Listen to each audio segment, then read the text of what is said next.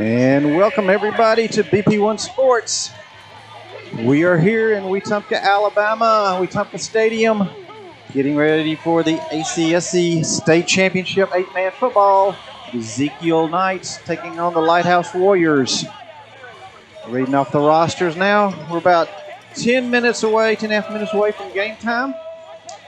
Got Benjamin Baumgartner here with me. We'll have Daryl Spears jumping in a minute. Yep, always good to be here, and it's always a fun night to play 8-man football, but it's even funner whenever you're playing it for a state championship.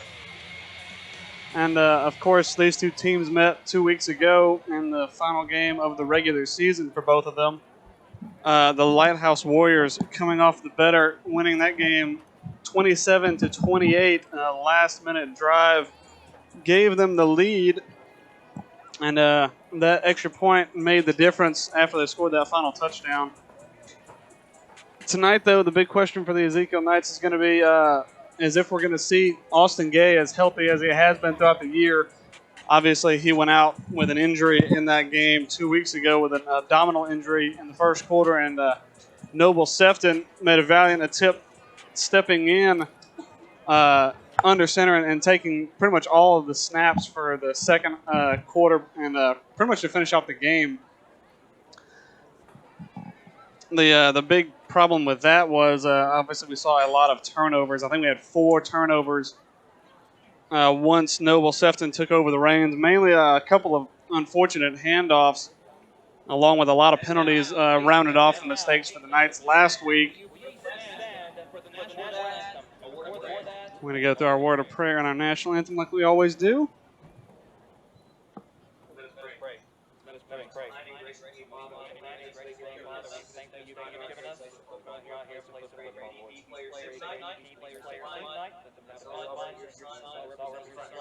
Jesus Christ. Praise you. Love and praise you. Thank you for the sacrifice you made. Amen.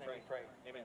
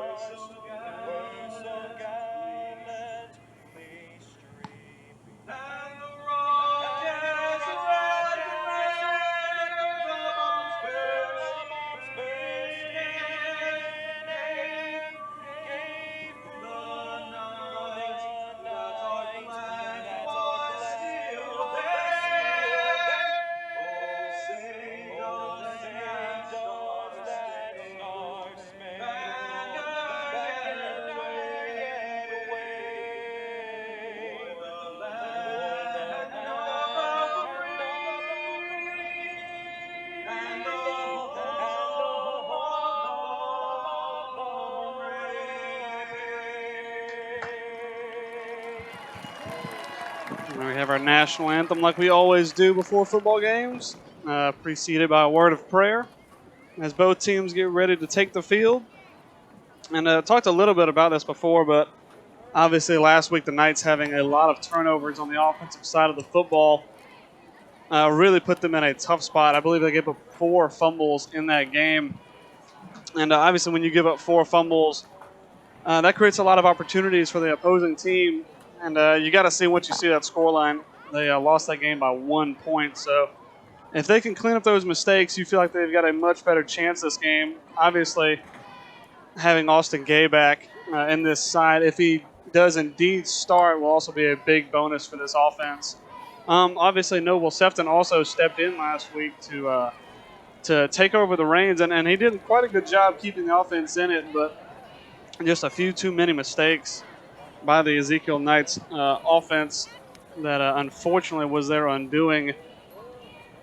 And obviously the Lighthouse Warriors played a good football game. Besides that, both teams boasting the exact same record of only one loss apiece. The Warriors losing to Evangel Christian Academy, and the Knights losing to Lighthouse a week ago, or I'm sorry, 2 weeks ago now.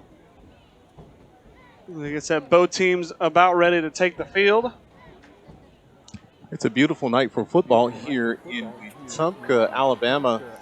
We like playing in this stadium. Unfortunately, this is the site of one of our only losses. Yeah, we do love playing in this stadium despite our record here. Absolutely. And obviously we thank Wetumpka High School for being gracious enough to let us use it. We got our team captains get ready to step out on the field.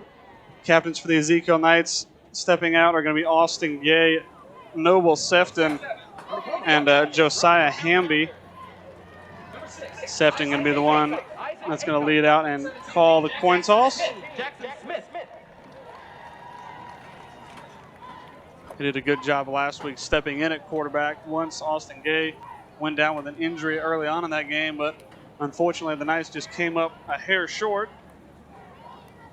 And I'm sure they are ready to make amends for that particular game. They did not play particularly well. They had a lot of errors, and all it takes is a few errors to overcome a 1-point deficit.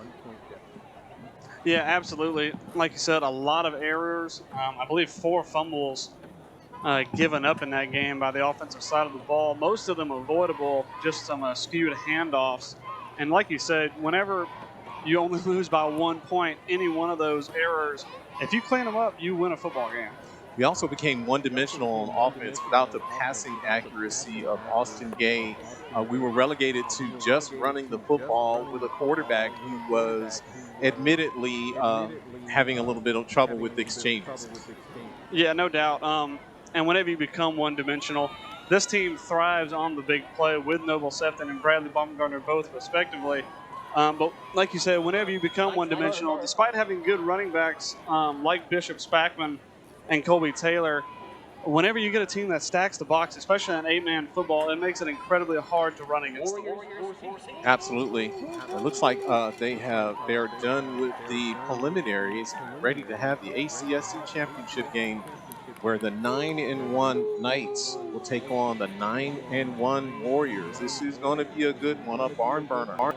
Absolutely. Do you know the Lighthouse Warriors come into this game feeling very confident after their last win, and here come our Ezekiel Knights. You know they feel very motivated to get some revenge against these Lighthouse Warriors who ruined their perfect season.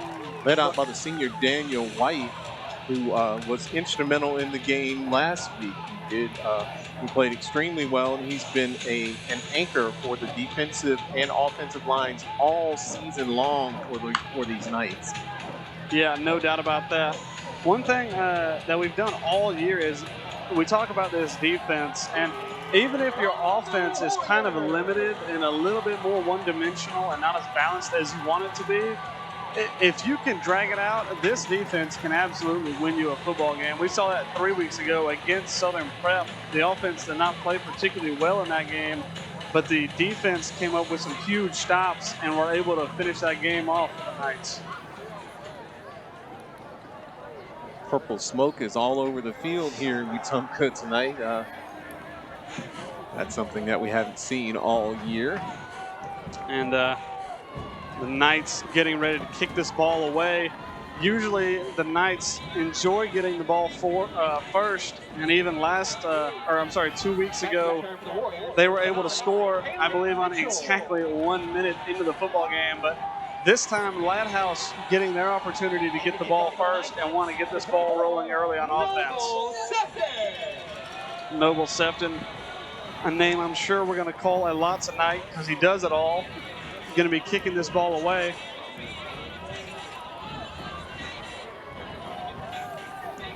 A big crowd on hand tonight from both sides. The home side, the Ezekiel Knights, obviously on our near side. We do see a lot of purple on the far side.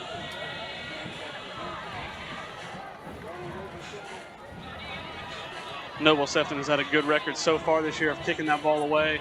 A lot of touchbacks, and he's done a good job of setting the defense up to get a stop deep in enemy territory. And here we go. We get set for the 8-man state championship game.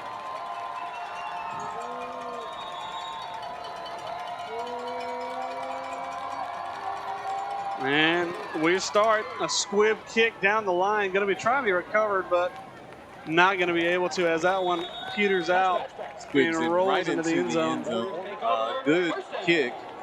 Just did not do everything he designed for it to do as it went into the end zone. That's going to be a touchback, and the Warriors will start on offense at their own 20-yard line.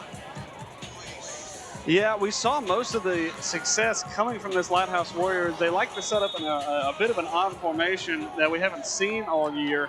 They set 6 receivers wide. I'm sure we're going to see it tonight. This time they stack 2 to the far side. Shotgun formation, a man in motion, snap, handoff inside. But the interior defense of the Knights gets Cory a good Murphy early stop. closes that hole very quickly. It's going to get about a yard on the play. It's going to be 2nd and 9. That's one thing the Knights have had a lot of success with is plugging those inside gaps. Those linebackers do not give up many big runs on the inside. And the strength of this defense could be the defensive line, as they cause a lot of disruption for the opposing quarterback. When you can't successfully run the ball against these Knights, they pin their ears back and rush the passer very well. Yeah, they love coming in on 3rd down and long. Pass this time over the nearly intercepted. Pass incomplete. Brendan Tormey touched it with both hands, but he just couldn't come up with the interception. And it's going to be 3rd down and long for the Lighthouse Warriors. Well, and if you're the Warriors, this is the one spot you didn't want to be in. Like you said, that defense loves it on 3rd and long. They're going to pin their ears back and come at the quarterback. The only problem that does cause for the Knights is it opens up the inside run for the quarterback. We'll see what they drop here with full wide. And that's going to be an offsides.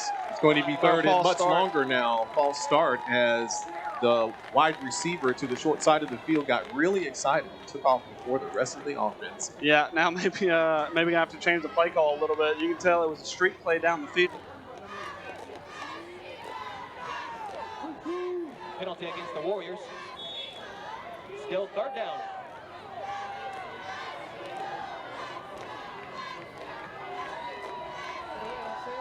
Now they can set wide again. This time pressure coming, nearly gets there. That ball is thrown up in the air and it's going to fall short.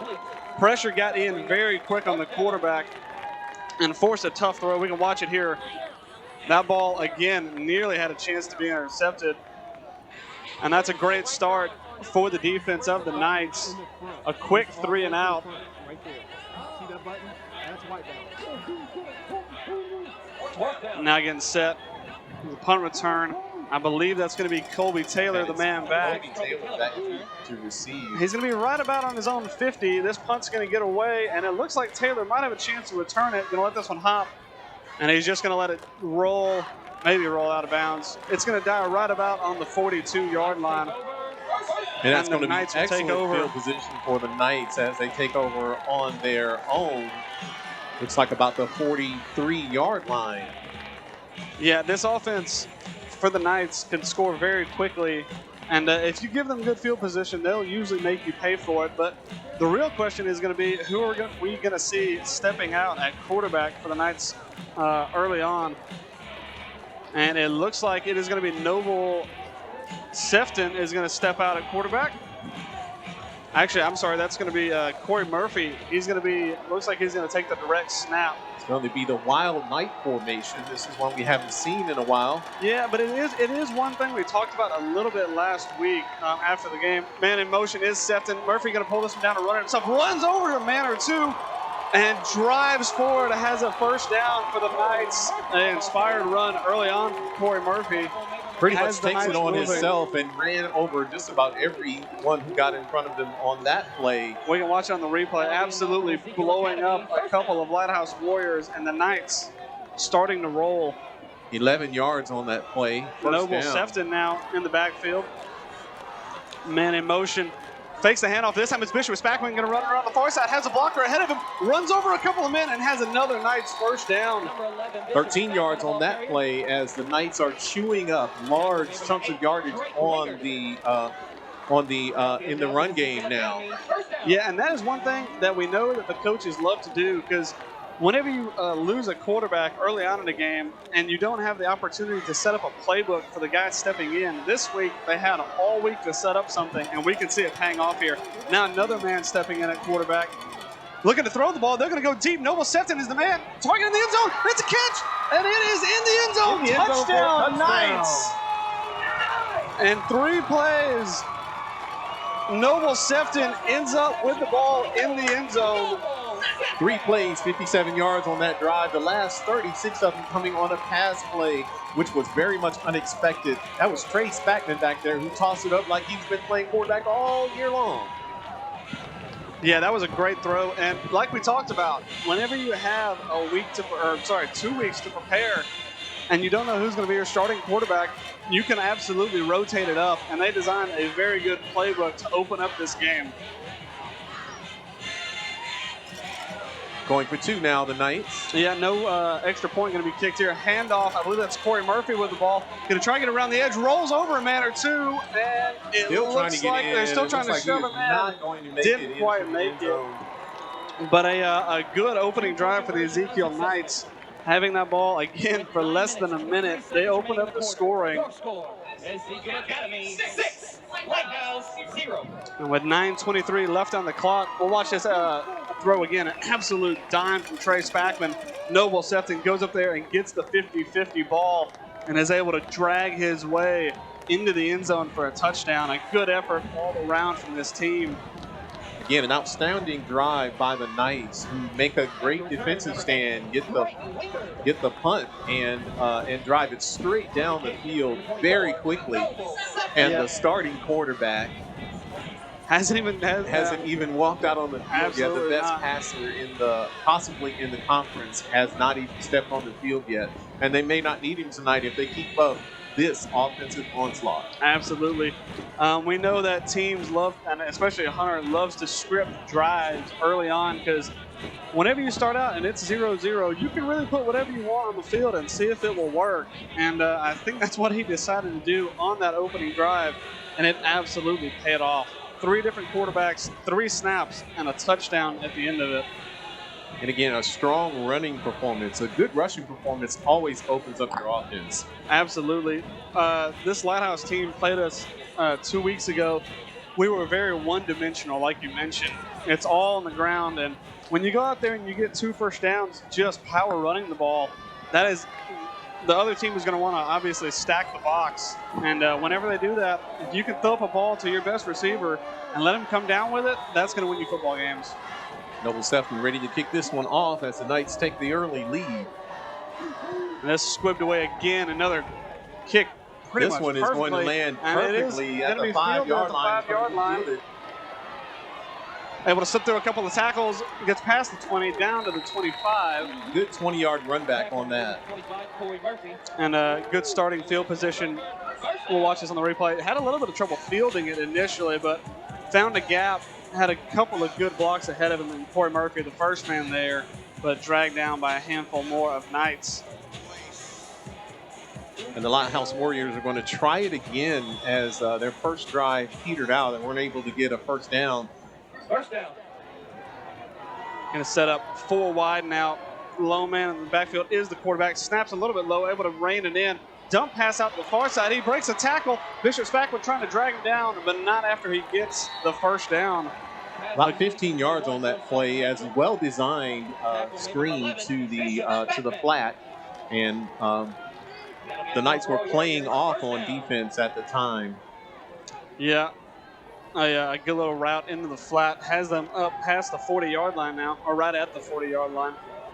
The first down is midfield. Again, low man in the backfield, 4 wide set.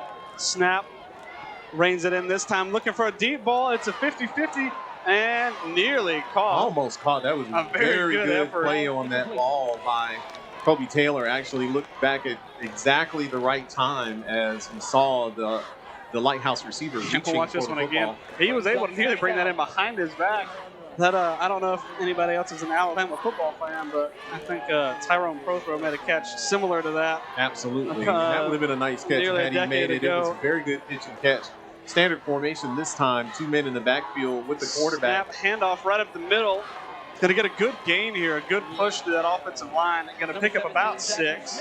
He gets about 7. A good block on the inside. The tackle actually took out the nose tackle on this particular play, and they're hurrying it up to the line. We'll see what they drop here on 3rd down and short. Another Handoff up inside the middle handoff, and but blown not up this time. The Knights get a good push, and that's going to be a loss of 3 on that play. I mean, every single Knight, I believe, was in the backfield. Brotherly hug there by John David Marathu. And it's going to be 4th down. It looks like they're going to go for it here. 4th Decision and to be 5. made. We'll see what they decide to do. They are going to go for it. The Knights can't be drawn offside here. They're probably going to be looking for it. Snap does come, and they're going to pooch punt it away. A good ball, idea, but that one kick. takes a Knight's bounce, bouncing sideways instead of straight ahead.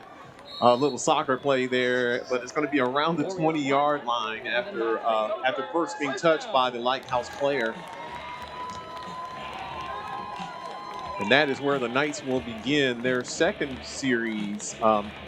Again, a successful defensive performance as the Knights are able to hold Lighthouse to just 1 first down. Take a look at one of our sponsors here. We got a minute.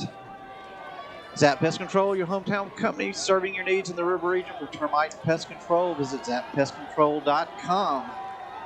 Had to read that one out quickly as we get set again here. Noble Sefton, the man in the backfield. Inside handout to Kobe Taylor. Has a bit of a slip there. Slips down as the dew on the field overcomes the traction of his cleats. He gets about 3 yards on the play. It's going to be 2nd down. That'll bring up 2nd down. Noble Sefton, same man who started at quarterback, still in there for this one. Bishop Spackman is the man back there with him along with Colby Taylor.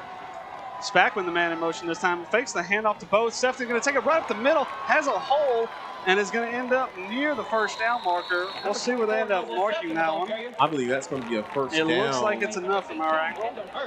As we have a referee on this end of the field that is signaling 1st down already. And the change move is a 1st down for the Knights. And we see that double fake handoff opens up a nice hole for Sefton to run into. That ball looks like it might have squeaked out at the end, but the Knights end up with it anyway. This time, I believe that's Cory Murphy in the backfield going to take the direct snap here. Man in motion is Sefton. Low snap. Sefton going to take it around the edge. Trying to beat It's a a man. block, but he does not get very far on that one. He's tackled for no gain at about the 31-yard line. It's going to be 2nd and a long 9 for the Knights. Still, we see the Knights drawing up some fun little plays because obviously after Austin Gay left the field in the 1st quarter, this offense felt a little bit stagnant, especially rolling down into the 2nd half. I believe only 1 touchdown scored, and it was a 99-yarder after a blown play from Noble Sefton. But this time, the offense trying to be a little bit more creative and draw something up that can get them down the field. This time, Brendan Tormey under center takes a snap, hands it off to Spackman, has a hole, and he's going to end up getting a good push and is going to end up near the 1st down marker. He might just have it. Very close to a 1st down. It doesn't look like he's quite going to get it. He's going to be between the 40 and the 41-yard line. It's going to be 3rd and very short. We'll watch this again. Tormey, a bit of a low snap, but a good block on the edge. Opens up a nice hole for Spackman. And whenever he gets into space, he's going to finish his run strong. Absolutely. You see that he carried a couple of Lighthouse players with him. This time we've got a bit more of a speed package in now. Bradley Baumgartner and Noble Sefton both check in. And I believe that's Trey Spackman again at quarterback. Whistle It's going to blow. be a false start on that one. Start. Looks like there was a little bit of movement before the start of the play. As Jed Morris was out wide to the left side of the formation. And they're walking that off. Going to set the Knights up in a bit more of a difficult 3rd down situation. That may change the play call. Yeah, Trey Spackman and Brendan Tormey both checking out now. I'm sorry, I believe that was Jed Morris. Jed Morris, checking out. yes, he's checking out. It's going to be 3rd down at about 6 yards. Now. Snap, sets in the backfield. Face handoff, good fake inside, but Spackman unfortunately not able to get a push and is brought down very quickly in the backfield. And now the Knights with a decision to make. On the 4th down and 5. Looks like they may be getting ready to kick it away here. There was a lost phone at the gate. There was a lost phone. Yeah, our kicker this year so far has been Bishop Spackman, and he has checked into this game, and he is going to be the man set deep. Well, this is an absolutely widespread formation here. Yeah, maybe making the Lighthouse Warriors think about it a bit, and he is going to punt this one away, though. No return, man. He's got a chance at a good kick that one here. Is rolling deep. That takes a very good roll for the Knights. Past the 15, and it's going to end up right about the 12-yard line. A good kick from Spackman there. Believe it or not, that one travels 58 yards from the line of scrimmage, which is a wonderful punt. That's almost college punting there with a good roll. And the Knights flip the field. At practice, Spackman is always kicking at practice, so he was putting a couple of long field goals through as well this past week. And this time, Lighthouse Warriors going to set out real wide. Man in motion now. Snap, quarterback draw all the way to the far side. Good hit. Going to eventually bring him down. Number 10, Not before he gets quite a few yards there. He's almost out to the 20-yard line, which is about an 8-yard gain on the play. It's going to be 2nd down now for these Warriors. A good, successful play for them. Yeah, against these Knights, one thing you can't do is get set behind the chains or they'll come straight at you. Whenever you get set up on 2nd down and 2 or 2nd down and short, that's when you're going to have the best success against them. Handoff right up the middle. Looks like it's going to have enough for the 1st down. Handoff, number 12, Brooks Boyd. Tackle made. And that is going to be enough for a Lighthouse 1st down. Change move with about 3 minutes left in the 1st quarter here. And since that first drive by the Ezekiel Knights, we have been pretty close to the vest here, as no one has made any major runs away. Yeah, one thing I actually thought about and wrote down early on. This time they pitch wide, out, and it's going to be blown up in the backfield. Trey Spackman in the backfield. I'm sorry, actually, I believe that was Isaiah Zorn in the backfield very quickly. Not fooled by that one at all. We see him come right off the right edge, gets off his block quick, and he is not going to let him go. And it's going to be 2nd down and quite long for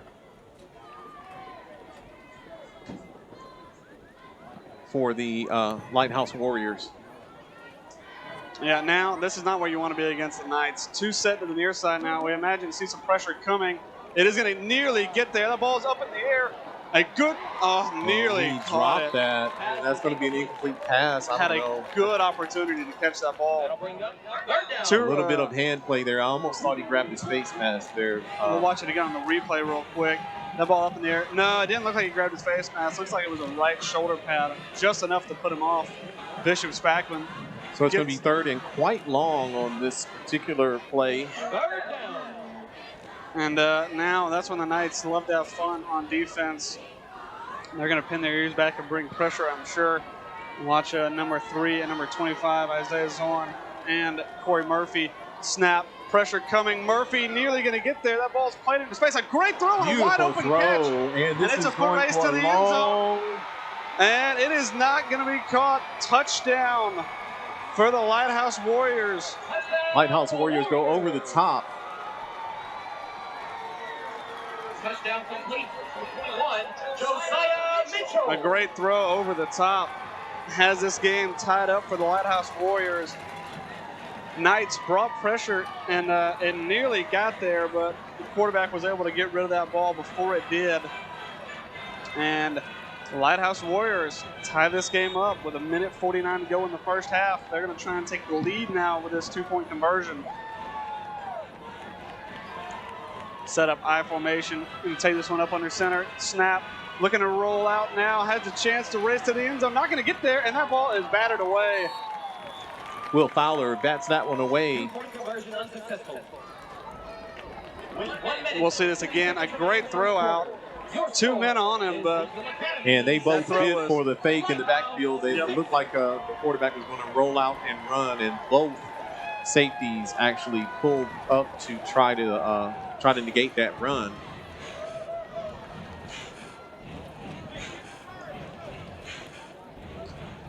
With 1 minute and 50 seconds left in the first quarter, this one is all even. With that, we'll take a look at one of our sponsors, Robert Morris Attorney. He's located in Deatsville during the week. If you're needing legal services, they serve the River region. Just call 334-569-1820. Robert Morris Attorney. He's probably up there next to Daryl right now. He is up there, and he seems to be a little bit concerned about his defense on that play, as he is helping to coach the Ezekiel Knights football team. now a kickoff coming, the first one from Lighthouse. And they love Lighthouse to kick the loves onside to do kick. the tricky kicks.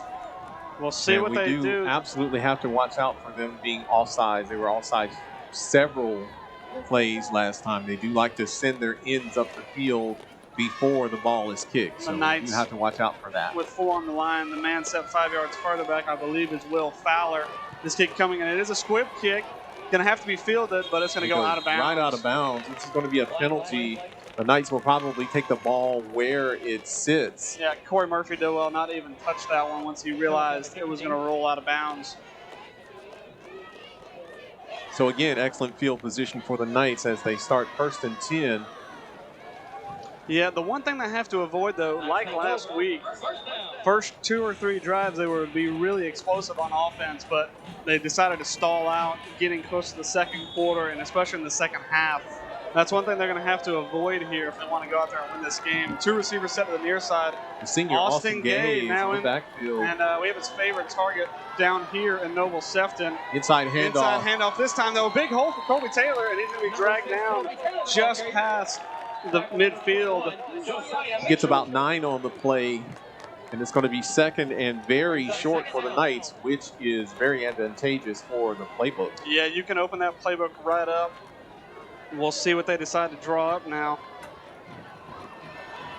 And again, we see his favorite target, Noble Sefton, right here on the near side line of the side. Bradley Baumgartner. Inside Snap, handoff to handoff right up the Spackman. middle. Bishop Spackman Runs over someone. runs over a man and has a first down. Tackle number 21, Josiah Mitchell. And 1:14 to go now. Knights have a first down in Lighthouse territory. Almost had to put his headgear back on there as Spackman almost ran right through him. It is a commitment to stand in front of Bishop Spackman whenever he's running the ball. First and 10 Gay. for the Knights at the 47-yard line of Lighthouse. Austin Gay is still in the backfield for the Knights. Always a good thing to see for a senior quarterback. Taking this one, looking to throw now. Going to run it. Has to get away. It's a race around the edge, and he's going to get out right near the line of scrimmage. He may have made a yard May have on got a that yard play. there. No, actually, they are marking him out of bounds A little bit farther back. a little bit farther back. Maybe a loss of 1 instead of a gain of 1. It's going to be 2nd and 12 for the Knights at the 49-yard line.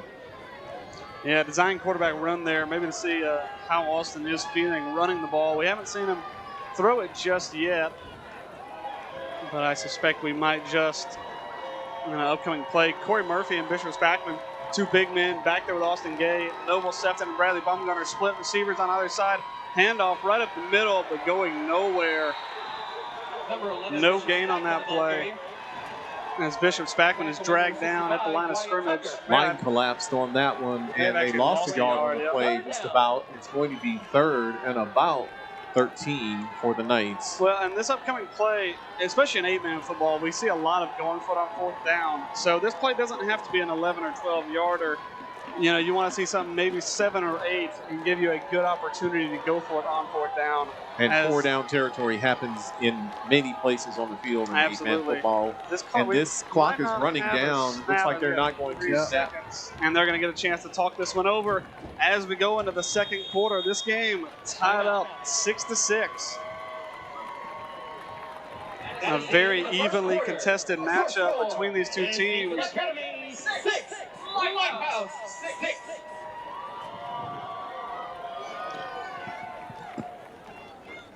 We will take a minute here and look at one of our sponsors, Bert's Tackle Box, right down the street from us here at the stadium. Your hometown store for tackle, live bait, guns, ammunition, accessories, apparel, and so much more. Go see them at 1220 Hopeville Road in downtown Wetumpka. Can you see them from up there, Daryl? I can just about see them from up there, and I think they're closed for the night. But there may actually be a light on in there. There might be a light on in there. I know. Yeah, they're really about a tenth of a mile down the street from where we are right now. Absolutely. I know Peyton, he works up there, and he works there pretty much every day. He might still be there. He looks like he may use more things out of the store than the average guy. Knights now set up 3rd down and 12 to go as we start the 3rd quarter. Your two speedsters on the near side, Bradley Baumgartner and Noble Sefton. Snap. Quarterback draw right up the middle. Austin has a good bit of space to run. He's going to get the first down and slides down. I don't know if he can quite get that. It's going to be a little short of the first down. Where he slid down is going to be about 2 yards shy. But see where that first down marker. Yeah, we'll take a look. You can see it just up here. A bit hard to see on our screen. But that's our first down marker there. And he was able to get close, but as soon as you start that slide, and that dictates where you're going to go down. So right at the 40-yard line. It's going to be 4th and about a yard or so, and they're going to go for it here on 4th down. 4 wide set. Peyton Patchell lined up on the right side here. A good man to run behind. Snap, handoff. They are going to run behind him. Have the first down. Cory Murphy has a good chance. He gets a block downfield, and it could be a foot race to the end zone. He's going to be dragged down. No, he's still on his feet. He's still and on it could be right at the 1 yard out of line. bounds at the 1 yard line. What That's Kobe Taylor, the senior. From our angle, it looked like he got dragged down, but a great effort. We'll watch it again here. A big hole opens up for him. Gets a good block from Brendan Tormey. Does just enough. And there, it looked like they had him, and he turned the corner and turned on the Jets. Now it's going to be 1st and goal. That might have been Murphy's longest run of the season. In fact, the Knights are knocking on the door. And this is where they struggled a bit last week. It's goal line offense. Sefton in the backfield. Handoff near side. Spackman. It's a race to the corner, and he is going to win it. Touchdown, Knights. Going to be another touchdown for the Knights with the ground game, as they have not thrown it down the field yet, with the exception of the one long play to Noble Sefton. And they get the touchdown on the ground with Kobe Taylor doing all the hard work and Bishop Spackman finishing off. Yep, that is one thing, especially 3 weeks ago, we saw a lot of struggle with is the Knights' goal line offense. Struggled a little bit, but tonight they're 1 for 1 in the red zone. This time, Sefton going to try and kick this extra point.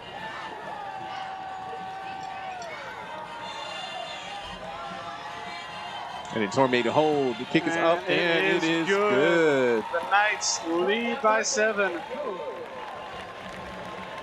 And we'll watch this play again. Before we get to kickoff, we'll see this one again. We see a handoff near side Spackman. It's a race to the corner at that point. And not too many people are going to catch Bishop Spackman. He did well to skip away. What are you going to do? Yeah, he likes to finish those runs. He's one of those power runners who's always going to fall forward, and it's great to have on goal line offense. And Knights back with the lead, 6-13. Noble Sefton now going to kick this one away. Obviously, we have to give credit to Colby Taylor. On the 4th down run up the middle, he just almost took it to the house. Broke a tackle in the middle of the field and made this particular touchdown possible. Yeah, and obviously with him as well, missing pretty much, the first half of the season, only coming back as late as the Evangel game. It's great to see him getting touches and meaningful touches on the ball again. Squib right kicked, down the middle. This one fielded well at about the 15-yard line. And eventually going to be brought down unceremoniously. Ball stripped away, and it's on the ground. Cory Murphy gets that one. Yes, he does. I think he has the football. Nice football as Cory Murphy strips that ball away and picks it up as well. What a play. Opportunistic defense there by the Knights, and a flag comes in late. We'll watch this play again. Fielded well. That's And, going to be a sideline warning or the Knights. But that looks is like- not going to affect the possession where the Absolutely Knights not. are going to have this football. And we see that ball 100% stripped away. And Murphy, the man who stripped it, also aware that it was on the ground and was able to fall on it first. Knights ball now in great field position. Oh, that does not look right. That's first down for the Knights. We have a referee that's pointing in the wrong direction. Maybe a bit of confusion. But and now whenever you have momentum, you love to throw a bomb. When you have a quarterback that's got an arm like Austin Gay, I would not be surprised if the Knights decide to go big here. Your target on the near side, Noble Sefton. Gay steps back, looks deep, thought about it, and is not going to carry down and run. Has a lot of space on the far side. Smart call by Gay. Smart slide there. it down. He slides down at about the 17-yard line, gains about 17 or 18 yards, and then eases down. Yeah, that's what you love to see. We know Austin is a physical quarterback, and he likes to make hits and take hits, but especially coming off of an injury last week, he's too vital to lose, so did a great job sliding down. And he wants to play this entire game. Absolutely. You know, he wants to be in this one for the duration. And now Spackman going to check in. I'm sorry, that's Cory Murphy going to check in. Going to set up in the Wildcat. Takes a snap, looks to run, has a good blocker on the left side, able to scoot away from the Lighthouse player, and is going to go down near the 10-yard line. Going to pick up maybe 6 It's on about that play. 4 on the play. Gets down to about the 13-yard line. It's going to be second down and 6 for the Knights. And that was one thing we kind of talked about a little bit after the game. Obviously, a lot of missed handoffs last week. But since you're kind of playing a one-dimensional game for the most part, why don't you have a Wildcat snap? That Absolutely, obviously, a direct snap it is definitely eliminates- not going to cause a problem. with the Absolutely handoff. not. It eliminates that problem. Noble Sefton now going to step in the backfield. Man in motion is Cory Murphy. Fakes the handoff. Inside handoff right to up the Bishop middle. Spackman. Bishop Spackman has a hole, has the first down, and is trying to push to the end zone. Gets down. Looks like he has the first. He has the first at about the 6-yard line as he drags a couple of Warriors Watch along this with again. him. A good hole opens up after the fake handoff, and Spackman does not need a second invitation to hit it, and he's going to go down right at the 6. First down and goal for the Knights. A chance again, knocking on the goal line. Man in motion again. Colby Taylor fakes the handoff. Noble Sefton going to take it himself. Has a going down the hole, middle. and it's a touchdown. Ezekiel Knights. Untouched going into the end zone. Yeah, that play a little bit slow developing, but Noble Sefton has the speed and the awareness, finds a great hole up the middle. And the one thing that creates whenever you have a man in motion in the backfield, you're going to get the defense moving one way or the other. Absolutely. Especially but in 8-man football, that's going to open up a hole for you to run through, and all you have to do is find it. I can see that there is some hesitation on the defensive line of the Warriors.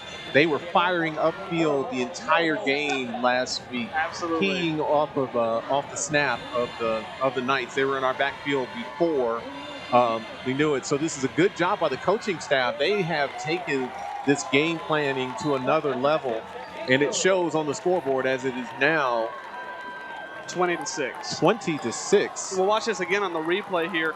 It's a double fake handoff. We see Taylor go in motion, fakes handoff, and then thought about it to Bishop Spackman, but Sefton decides to take it himself, and it's a good decision as Noble Sefton finds the end zone for the second time tonight. And handing off to Spackman would not have been a bad thing either. Absolutely Again, not. the Warriors were standing back on their heels. Their defensive line has no answer for this kind of motion. And they even had a man in the backfield, but he just couldn't decide on who to go for, could not whether decide it was who going to to be get. Sefton or Spackman.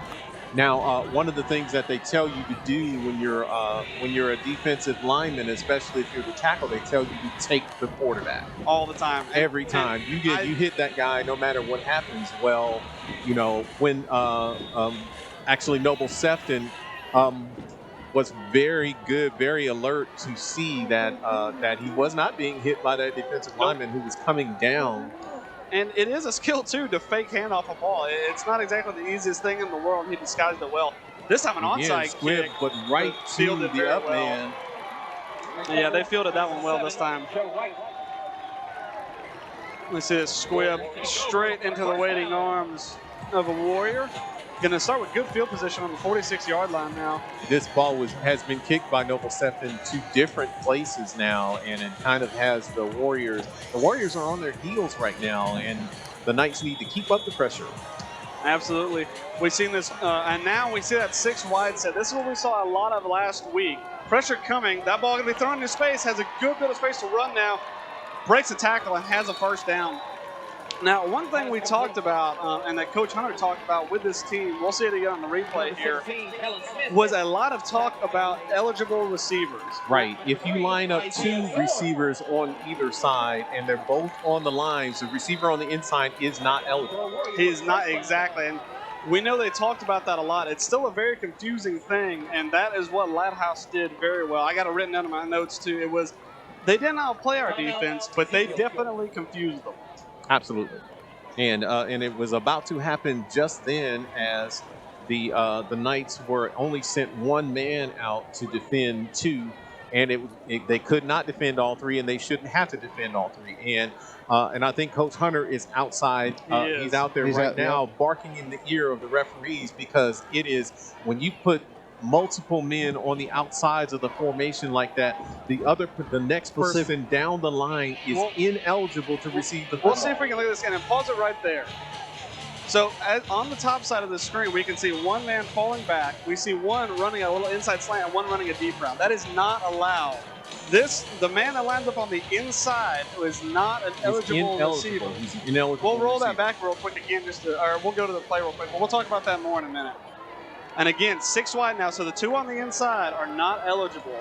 Snap, pressure coming. Gonna not quite get there, and it's a sack. Yes, he does. He Great gets there. job. And this time they were looking, and this man, number 17, that's in the middle of the field, was not eligible to receive the ball. He was wide open. He did not get defended. Great play by the Knights defense. That's a smart play by the Knights defense, because whenever you see that, we'll watch it again here. This man that drops back in here, number 7, he's the man that's wide open, but the Knights do a great job not covering him. We'll roll it in no need full to defend time. him because he is not. And you can see he's wide open. Quarterback sees him and everything, but he's not an eligible receiver. This time again, pressure coming, ball on the ground, and the quarterback has to cover it. And they didn't even have to play defense on that play as the snap was low. Yeah, and now I'm going to bring up a 3rd down and incredibly long. It is 3rd down in Kentucky here as they have to get all the way to the 34-yard line of the Knights to get a first down. They are very capable of big play football, but with this kind of deficit on yardage, you know the Knights are going to pin their ears back. Absolutely. You expect a lot of pressure coming here. Again, number 3 and 25, Isaiah Zorn and Cory Murphy. This time, 4 wide set. Quarterback takes a snap. Now all the looking to receivers throw, are eligible pressure this coming. time. That ball thrown up into double coverage, and a flag flies in as a clear pass interference call there. Looks like it's going to be on Will Fowler, and that might be an automatic first down. No, there is no automatic first down on pass interference. Then it's going to be from the line of scrimmage. It's going to be from the line of scrimmage. They're going to take. We'll they should take 15 yards from the line of scrimmage and make it a first down. Straight downfield streak. 2, 1 going inside, 1 cutting out, and we see Fowler here takes a bit of a grab of the jersey, and they do a good job of selling it, but no doubt a pass interference. He really did not have to interfere on that play. That ball was terribly overthrown. Now they are discussing where that football is going to end up. Now, looks like it's going to be 3rd down and 11. 3rd and 11. We'll see. We can mark our first down here. That's our first down marker right there, as best we can get it across the field. But it looks like it's going to be a 3rd down and 11 now for Lighthouse. 4 wide set again. All eligible this time because of the inside. Man in motion. 3 stack to the quarterback's left. Snap. Good job holding up the pocket, but the pocket is eventually going to collapse. Isaiah Zorn gets the sack. One of the Sons of Thunder comes in and puts the thunder on the quarterback. And he's going to record his 2nd sack of the game right there. That pocket did well to stay up for a minute, and they did have time to throw that ball, but good coverage downfield allowed that pocket to collapse. And they look like they might punt this one away, but we might see another pooch kick. Colby Taylor is the man back looking to receive it. This ball set up on the Lighthouse 45, or 49, I'm sorry. And they do set up in field goal formation. 2 gunners to the wide sides. I'm sorry, punt formation, not field goal. Pressure coming, nearly blocked. That punt goes straight up in the air. And there's going to be a flag for hitting the kicker. We're going to see what they call. It might have just been running into the kicker. If so, it's a 5-yard penalty, and they will re-kick. And it is a roughing the kicker call, so that's going to be a 15-yarder. We'll see it again on the replay, and it was a bit unfortunate. And it looks like now it's going to be a 4th down and 1.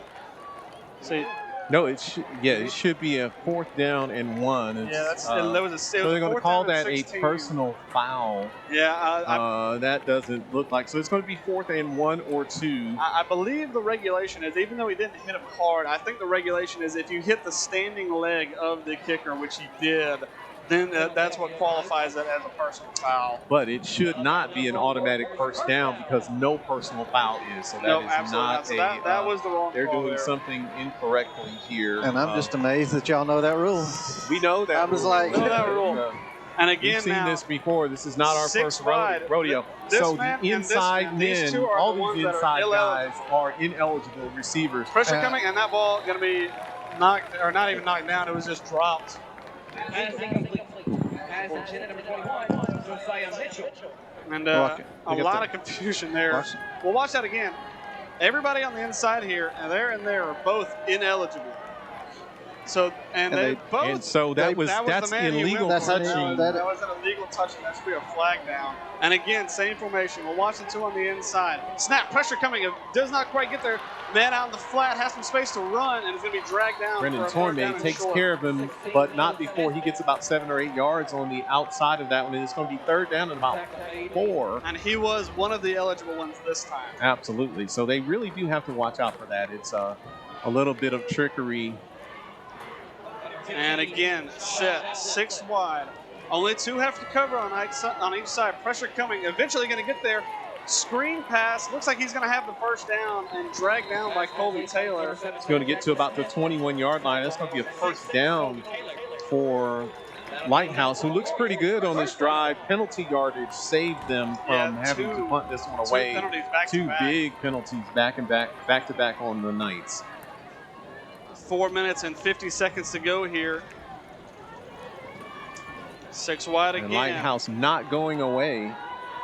Now this is where they found success last week as well. Pressure coming.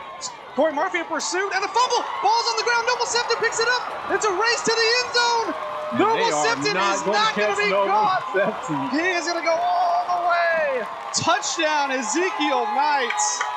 Outstanding and hit in the end zone. That needs to be a penalty. There should be a flag down. I don't see one, but there is no doubt a flag that should be thrown on that play. And it looks like they're talking about it up the field here. Because there should have been a penalty on that play. You don't hit a defensive man 10 yards deep in the end zone. That is just unsportsmanlike.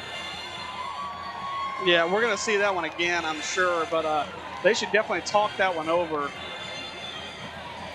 Change our possession because it was a change of possession. Yeah, it was a change of possession. It was a quick change of possession there, and it was a 7-point swing as the Knights were on their heels on defense on this one after some key penalties.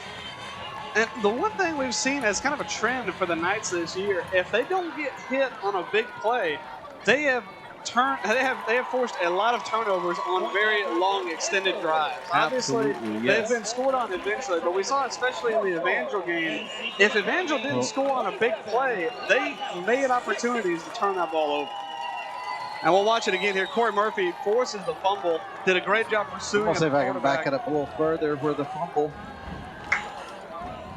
Yeah, and we just couldn't quite catch the end of it, but Cory Murphy, great pursuit on the quarterback who's proven very nimble and able to get away. There we go. There it is. Good pursuit, and that ball just squirms out. Noble Sefton, and if there's a man you want to pick it up and run it to the end zone, it's Noble Sefton. He's not going to be caught by anybody on that field. And we'll see again now if we can see this late hit. Clearly crosses the goal line. And maybe not a late hit, a bit of a coming together with Brendan Torme. I think it was a late hit on Brendan Torme. I'm sorry, Isaiah Zorn. Or Isaiah Zorn. But the Knights really rolling now, 26-6. They lead 27-6 or after the 27, extra point. 4 minutes and 19 seconds left in the first half. And the Knights already putting up the same amount of points they did last week. This offense really clicking now. And obviously the defense getting you 7 points never hurts. Noble Sefton kicking this one away again. This time it's a bit more of a squib. Down the middle. Going to land at the 20-yard line. Get some good blockers ahead of him, but is eventually going to be stopped and dragged down right at the 29-yard line. And that's where the Lighthouse Academy Warriors are going to take over on offense.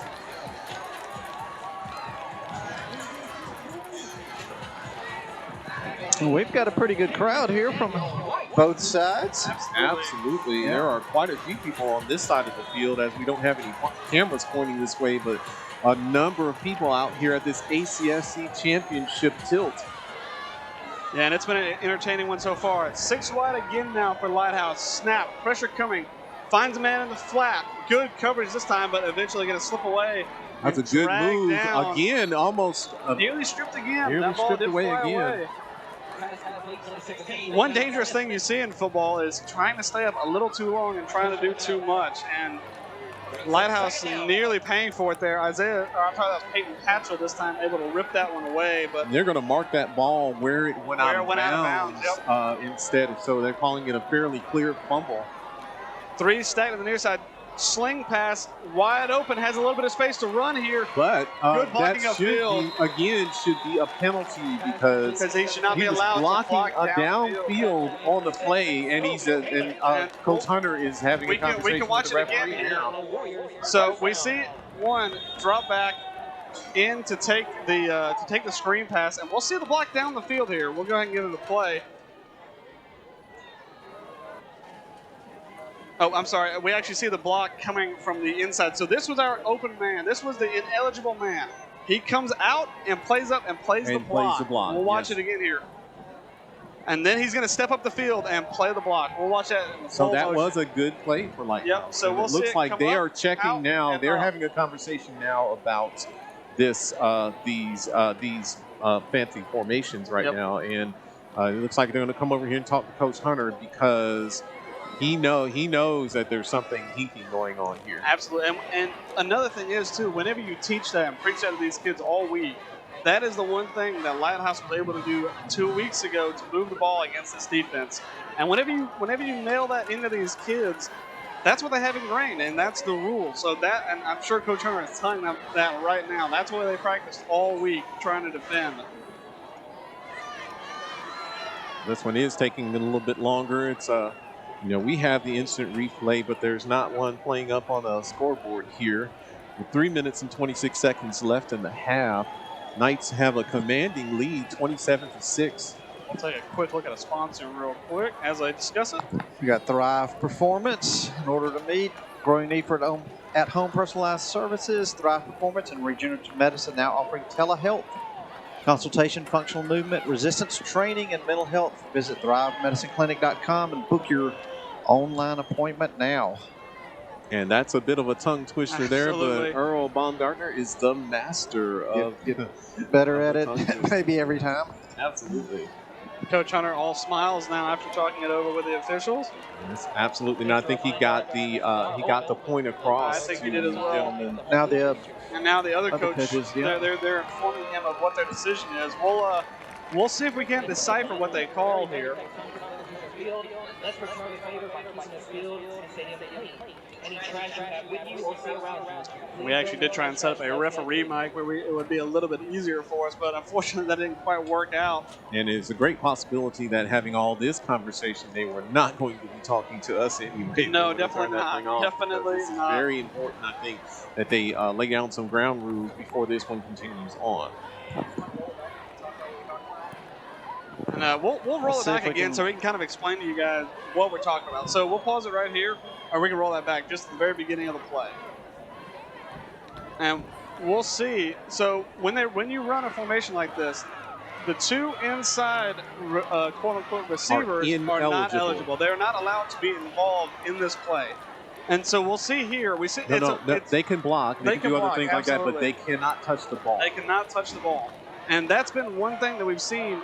It's been a little bit more managed in this game than it was last week. But I'm sure Coach Hunter's still not 100% And okay they are with how it's doing been the same going. thing Same again. thing, 6 wide now. Pressure coming, Cory Murphy off the edge, able to get this sling pass far side. Brendan And- Tormey Oh, a great tackles tackle him by out of Brendan Tormey. bounds. That's going to be a second down. A good hit by Tormey on the edge. Going to bring up a second down and 6. Second down. The clock is going to stop with 3:12 to go here. And they say he made the out of bounds marker. 6 wide set, pressure coming, nearly gets there again. Good catch in the open field, able to stay on his feet and falls forward. And for a first again, down. blocking downfield, you cannot impede a defensive player down the field We'll like watch it that. again. It's just, That'll be enough for Warriors. First down. And again, threw it to There's the ineligible man. good block, yes. We'll roll that back again. We can see he threw it to the again. ineligible receiver again. We'll watch it again. The ineligible man, and we'll circle it for you. He is And he's right on the here inside, yes, that he is- does roll out That and is makes improper. that catch. You should not have to guard 8 men on a football Because field. in 8-man football, he is technically on the line of scrimmage. He is the 3 to inside block defender. and 5 go out. Man in motion and a false start. That is a false start. Far side. Saw the man go in motion and maybe thought it was coming a little bit earlier than it did. And that's going to back him up. It's going to be a first down and 15 now. First down. And a timeout called for the Warriors. It's going to be their first timeout of the half. And obviously the rule we've been talking about is a bit of a tough one to understand and keep up with in game time. But as an official, we do have 5 on the field and 1 up here in the box to run the clock. You kind of just have to make a mental note that as soon as they line up, that man is ineligible. Absolutely, and with and not having that in place, not knowing that or not paying attention to that, you're giving one team a great advantage over the other. Especially when that's what you've worked on all week. Absolutely. Yeah, and these guys know what to do, even with or without the referees looking out for them on these plays. They actually know what to do in that situation, but it is very difficult to guard 5 or 6 men in the formation on the play in 8-man football. Exactly. You can't guard, so it's not a one-on-one. So these inside receivers are ineligible. And here we go. Quarterback, low man back. Man in motion. Pressure coming. Not quite going to get there. He A threw it ball straight up in the air, and Brendan Tormey intercepted. Brendan Tormey had both hands on it and could not quite come down with it. But he had the best chance at it. We see good pressure from Noble Sefton, actually. That ball thrown straight up in the air, and Brendan Tormey, he's been a good catcher of the ball this year, but going to be disappointed did not he catch didn't it come away that with time. that one. And an unfamiliar face that we don't see on defense. Noble Sefton out there and made a fumble recovery and a touchdown. We didn't even talk about that really. Leaving it all out there on the field for the championship Snap here. and a flag, or maybe a timeout called. Timeout called for the Warriors. That's going to be their second one of the half with 2:25 to go here. The Knights lead 27-6. We'll take a quick look at our sponsors.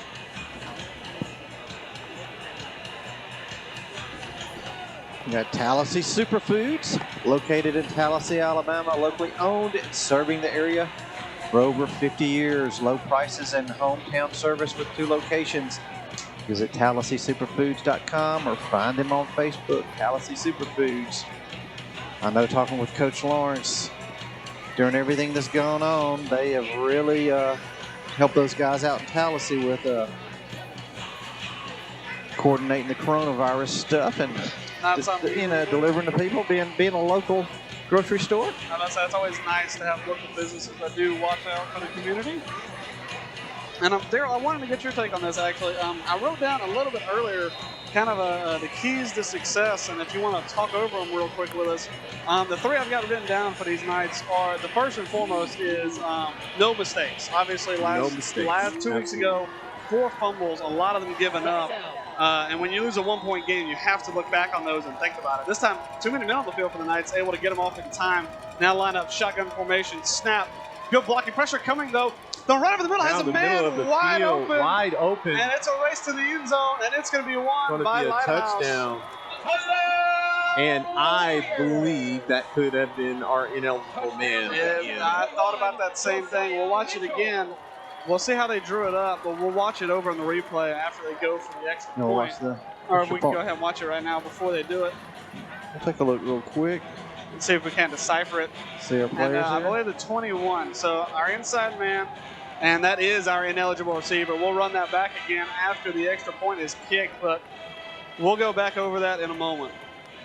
And so this is a cheat. This is an exploit that I have never seen in football. I think I've seen Evangel run this, but they run it properly, and they don't allow anyone on the inside to go out on pass routes. 2-point Now conversion all these men upcoming. are. Thrown over the middle, and And that's going to be no good. He Incomplete. cannot come with the catch. It hit him in the hands, though. That was a very successful play. okay, so we'll go back and So watch this we're one look more back. time. So obviously, can we pause it real quick? We'll see our inside man just a little bit. We'll see if he's going to run a simple post route. He is right here. He is an ineligible man. So he's going to take it up and run a simple post route. None of the DBs for Ezekiel think about covering him because he's ineligible. Whoops, let me do that again. And we can watch it play out real quick in real time. So we see a man come in motion.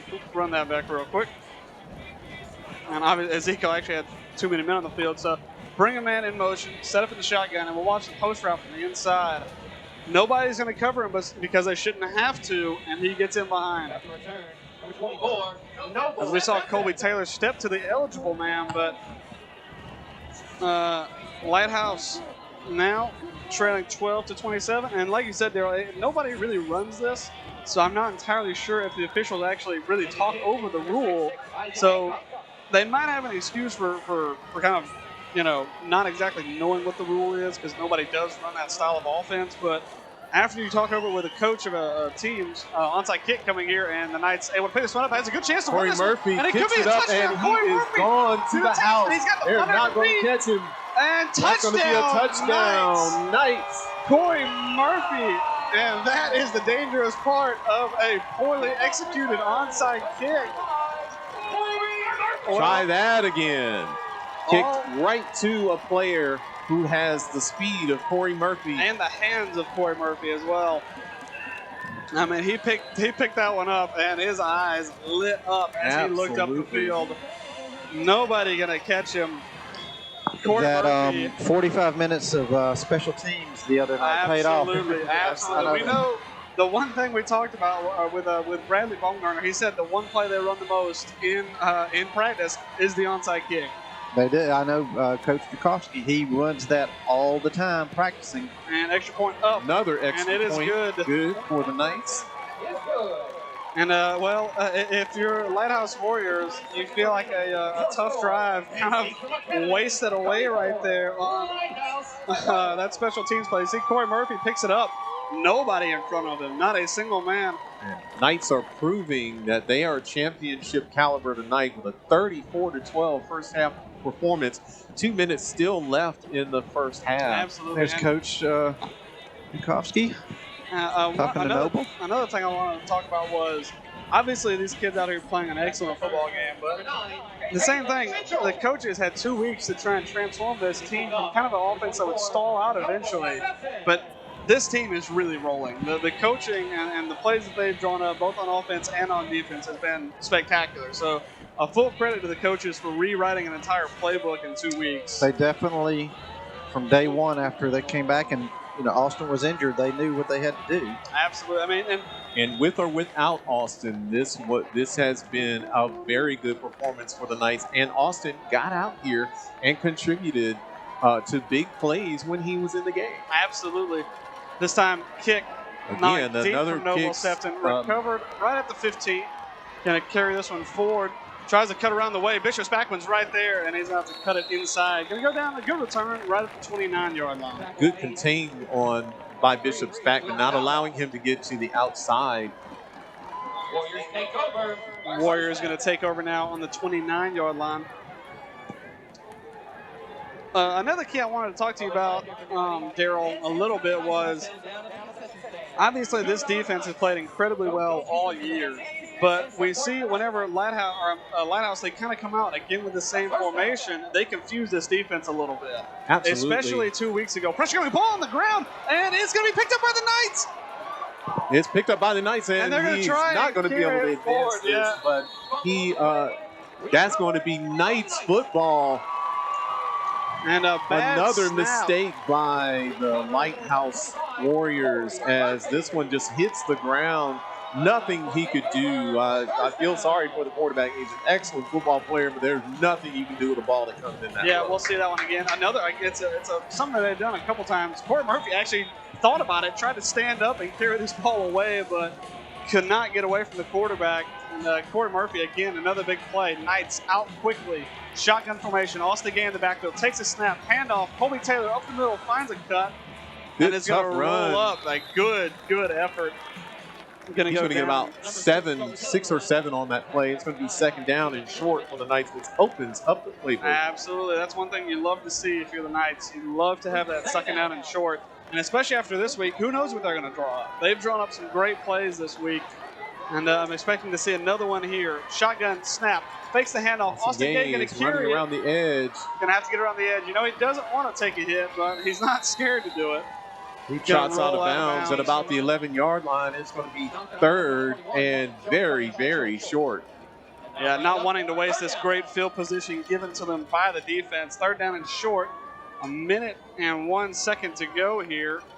Plenty of time to score for the Knights. Absolutely.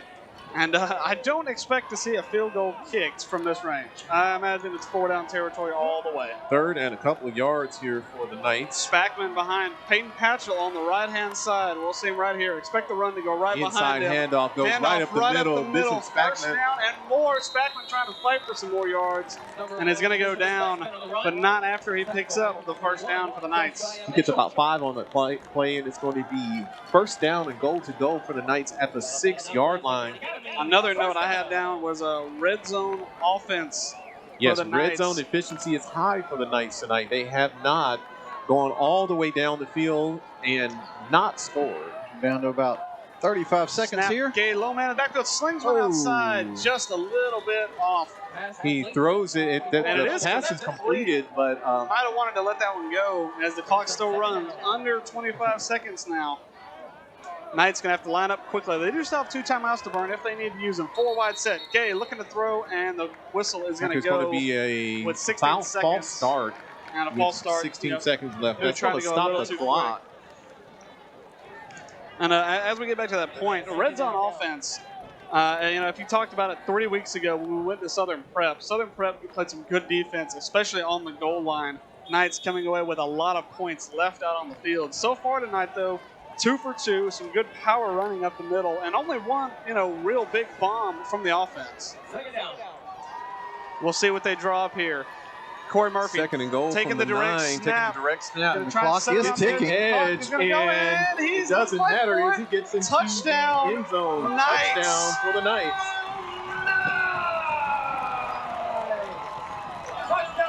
And with 5 seconds to go, the Knights extend their lead. And that was Cory Murphy this time, taking the direct snap.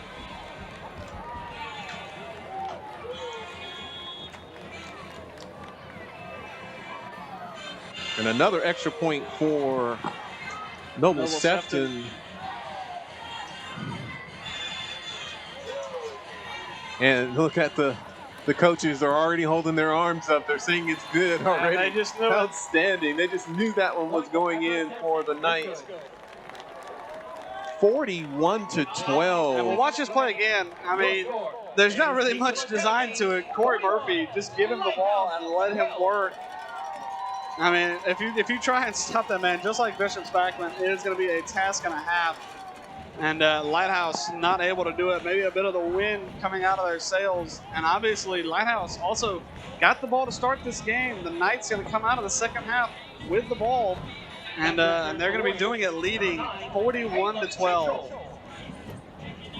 Kick for the Knights, number 24, Noble Sefton.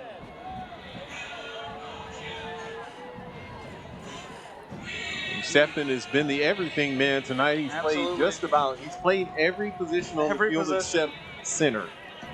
And he's also got a touchdown both on offense and on defense. Absolutely, and that's just amazing for the senior. He's not only is he a great young man, but he's an excellent football player. Absolutely.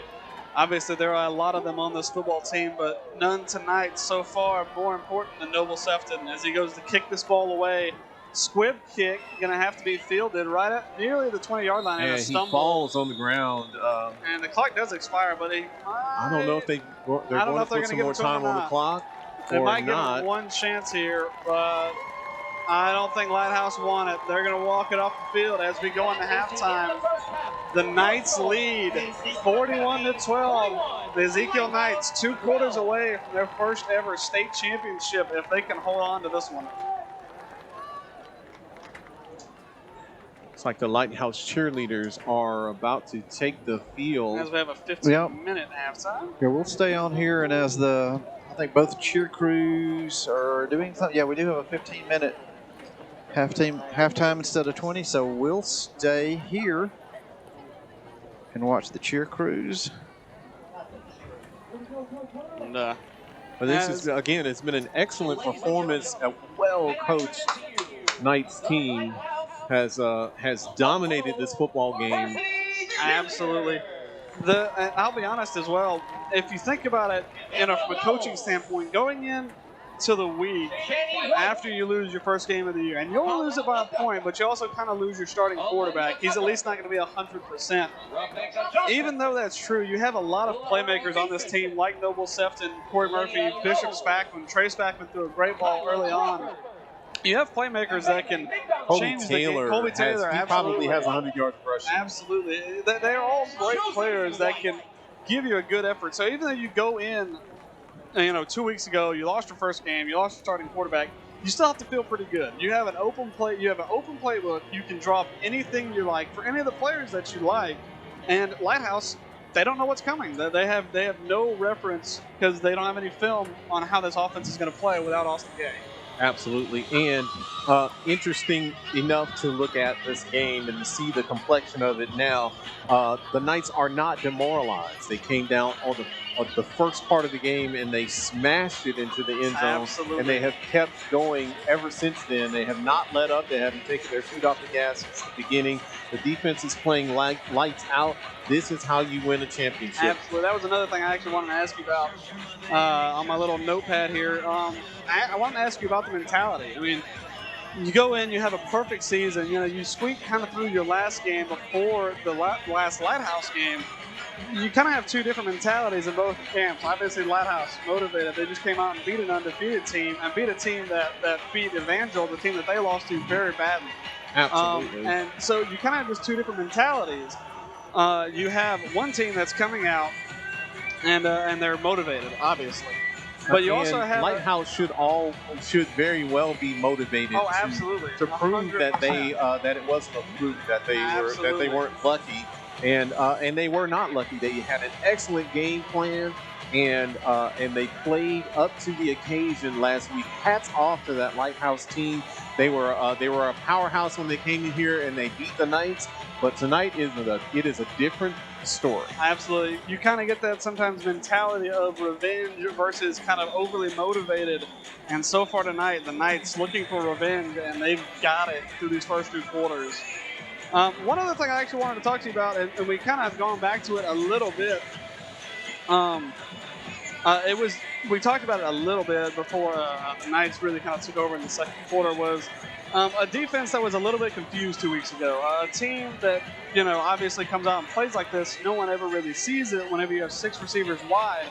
Obviously, last week we saw the defense incredibly confused, couldn't quite decide what they were going to do, and they suffered for it.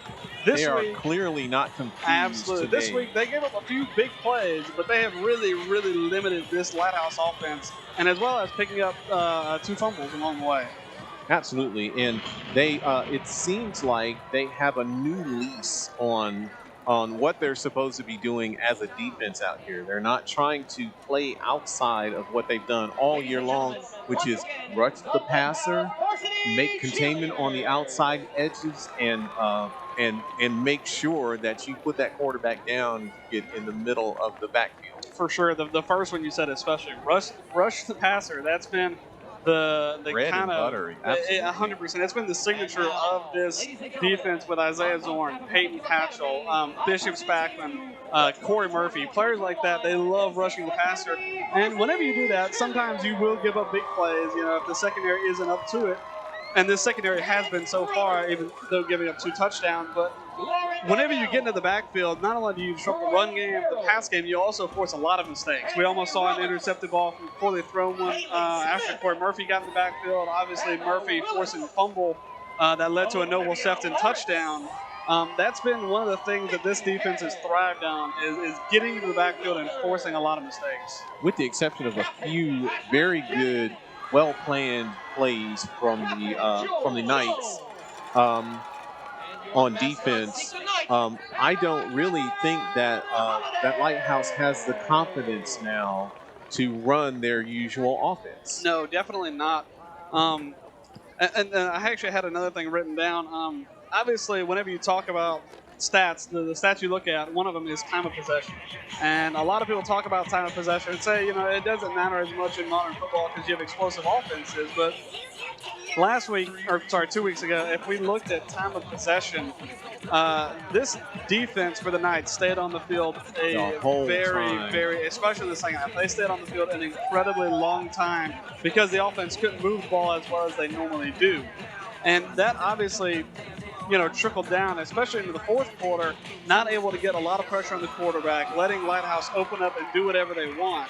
But whenever you have the run game that the Knights have had so far tonight, kind of extending drives, holding on to the football for 10 plays or so, that gives that defense plenty of time to rest and plenty of time to get motivated and get back out on the field and stop the offense. Absolutely. But see, these Knights now, they can smell it. They can feel it. I think they're on the downhill stretch and they have another half of football. We are just a few points away from the mercy.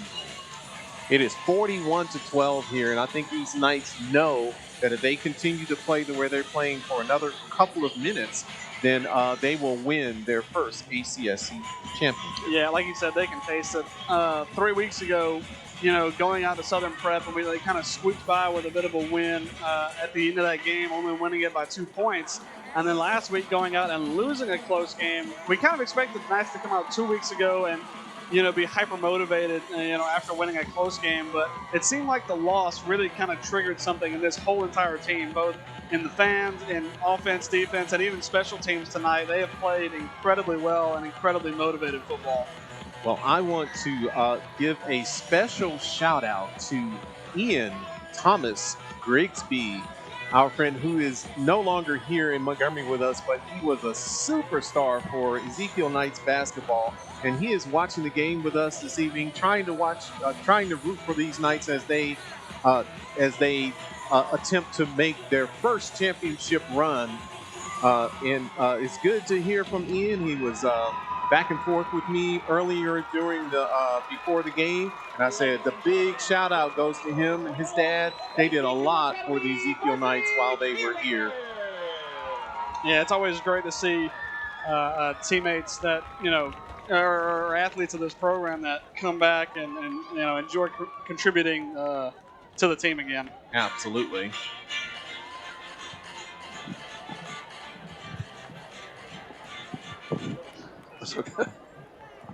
And with that, we've got a special guest with us here at halftime, Ricky Futuris. He is the athletic director for Ezekiel Academy Sports. Ricky, what do you think of the game so far? Oh, great atmosphere, good crowd, Friday night football. Exciting to be here. It's first time for Ezekiel. Long time coming, but the coaches have got the boys prepared and ready to play. I want to follow up what Daryl said. A shout out to Ian Grigsby, a former player of mine. His dad helped as well. And I promised my girls, we're in a tip-off tournament in Atlanta playing basketball. So I told I'd give my girls a shout out in Atlanta that are watching the game. So, hey, girls, good job.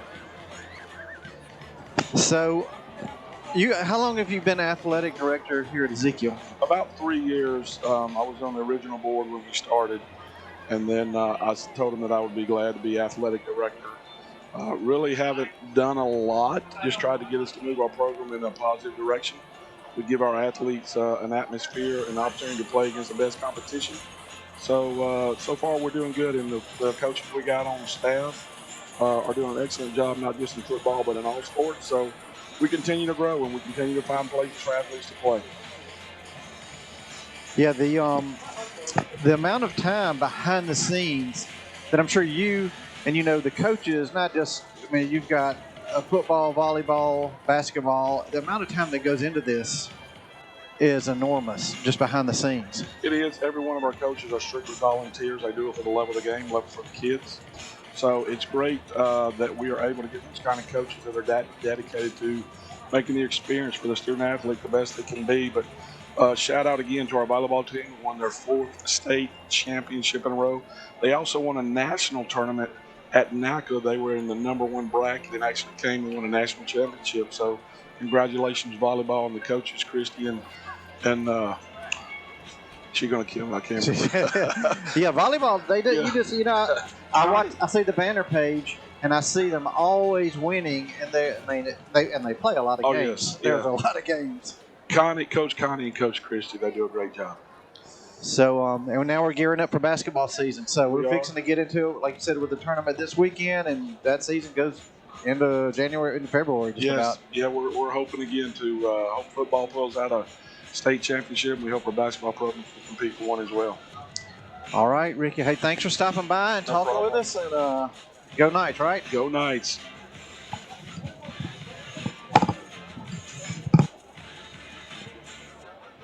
Yeah, Coach Ricky joining in with us.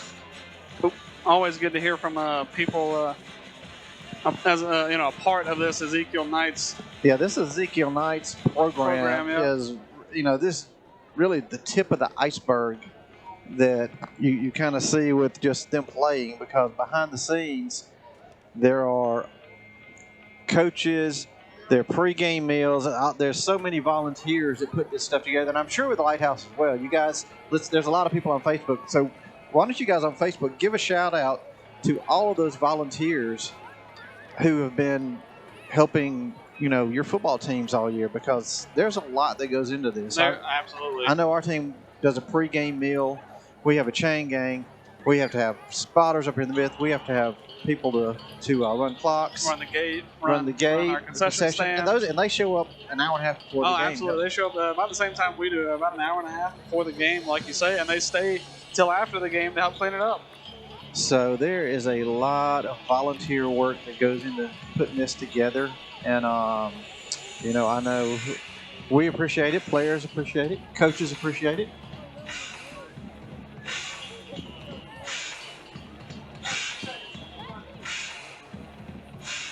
And we also appreciate our sponsors. We'll cut over real quick and do a commercial with one of our sponsors, and we'll be right back in a moment.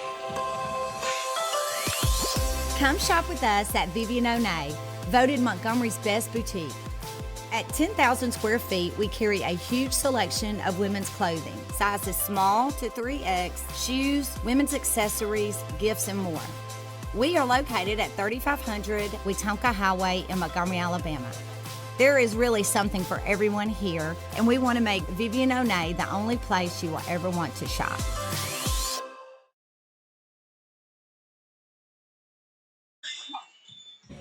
One of our sponsors there, Vivian O'Neill.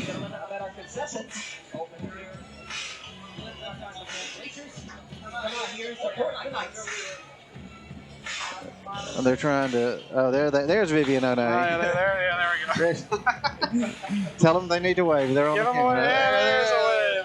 There's Carrie and Steffi. Steffi from Vivian O'Neill, superstar.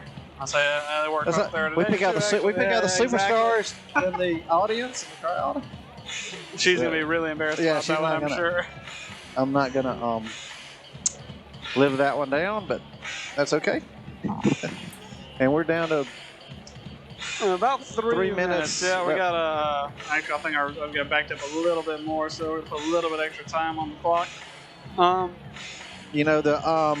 the point that you guys made earlier, that there was nothing to watch on film about this Ezekiel team because Austin was going to be out, and so they had to put together a whole new game plan, which they went out and from day one, from that Monday practice, that's what they started doing. Absolutely. Whenever, obviously, you lose a starting quarterback, and most of these teams, they don't quite have the depth to have a quarterback, that's really proficient, especially as Austin Gay is. We've seen all year he's been a fantastic quarterback, and even through, all 4 years that he's played here, especially last year and this year as a starting quarterback, he's done incredibly well. And that's the only film that these Lighthouse Warriors would have seen is with Austin Gay at quarterback. And even last week 2 weeks ago after we lost him early on in that game, the game was 90% running. It was downhill running all the way, and the Lighthouse Warriors were able to stack the box and stop the run. But these coaches have done a fantastic job over these 2 weeks. Like you say, starting on Monday and ending 2 days ago, they have drawn up a fantastic playbook that has been incredibly effective. And honestly, I don't think they quite get enough credit as it is. But they have done a great job transforming this offense over 2 weeks from an offense that really revolves around a quarterback in Austin Gay to something where everybody has a great opportunity to contribute. And the Lighthouse Warriors defense especially have not seemed to be quite ready for it because obviously you can't study it. And we see Lighthouse Warriors getting out on the field on the far side now, getting out to warm up. We see Austin Gay throwing a couple of passes. Had limited playing time, but has done well with what he's had. And I believe this team is going to be playing a tournament next week. So obviously having him healthy for that is going to be a big plus. Got the 8-man national tournament down in Panama City, and I believe the Lightning, Evangel Lightning, Tennessee Heat, Southern Prep, and Ezekiel are in the tournament. That's the last that I heard. It could be different, but it may be something like Ezekiel taking on the Tennessee Heat on Saturday, and the winner of that game will play the winner of Southern Prep and Evangel. And we actually got a chance to talk with the Southern Prep coach at the end of the game 3 weeks ago. They played a really tight game against these Knights, against at that time a perfect leading or conference leading Knights. And they had talked about, they said that was their benchmark. If they went out and played a competitive game against the Knights, that they would be going and playing the tournament. And they did exactly that. So we might just end up seeing them again in the final if they are able to beat Evangel Lightning. And I know a lot of people have been watching this game on Facebook. We are here at the mercy of the internet, which is not the greatest here, but it's kind of buffered a little bit here and there. But we are recording the game, so as you listen. So whatever with this game as far as any kind of buffering, we're going to record this game. We usually post them to YouTube after we record them and put them up. Facebook doesn't like some of the music that we choose. Facebook, yeah. So we will, sometime tomorrow, have the game in full HD. I'm on sure we'll YouTube. post it on our Facebook page whenever it is up as well. This Ezekiel Knights team going to receive the ball for the second half. Warriors decided to take the kick after they won the coin toss, and the Knights were able to hold them to a 3-and-out. And now Knights obviously lead 12 to 41. Noble Sefton, the man deep to return. Number 6, Aycock. Back to return, number 24, Noble Sefton.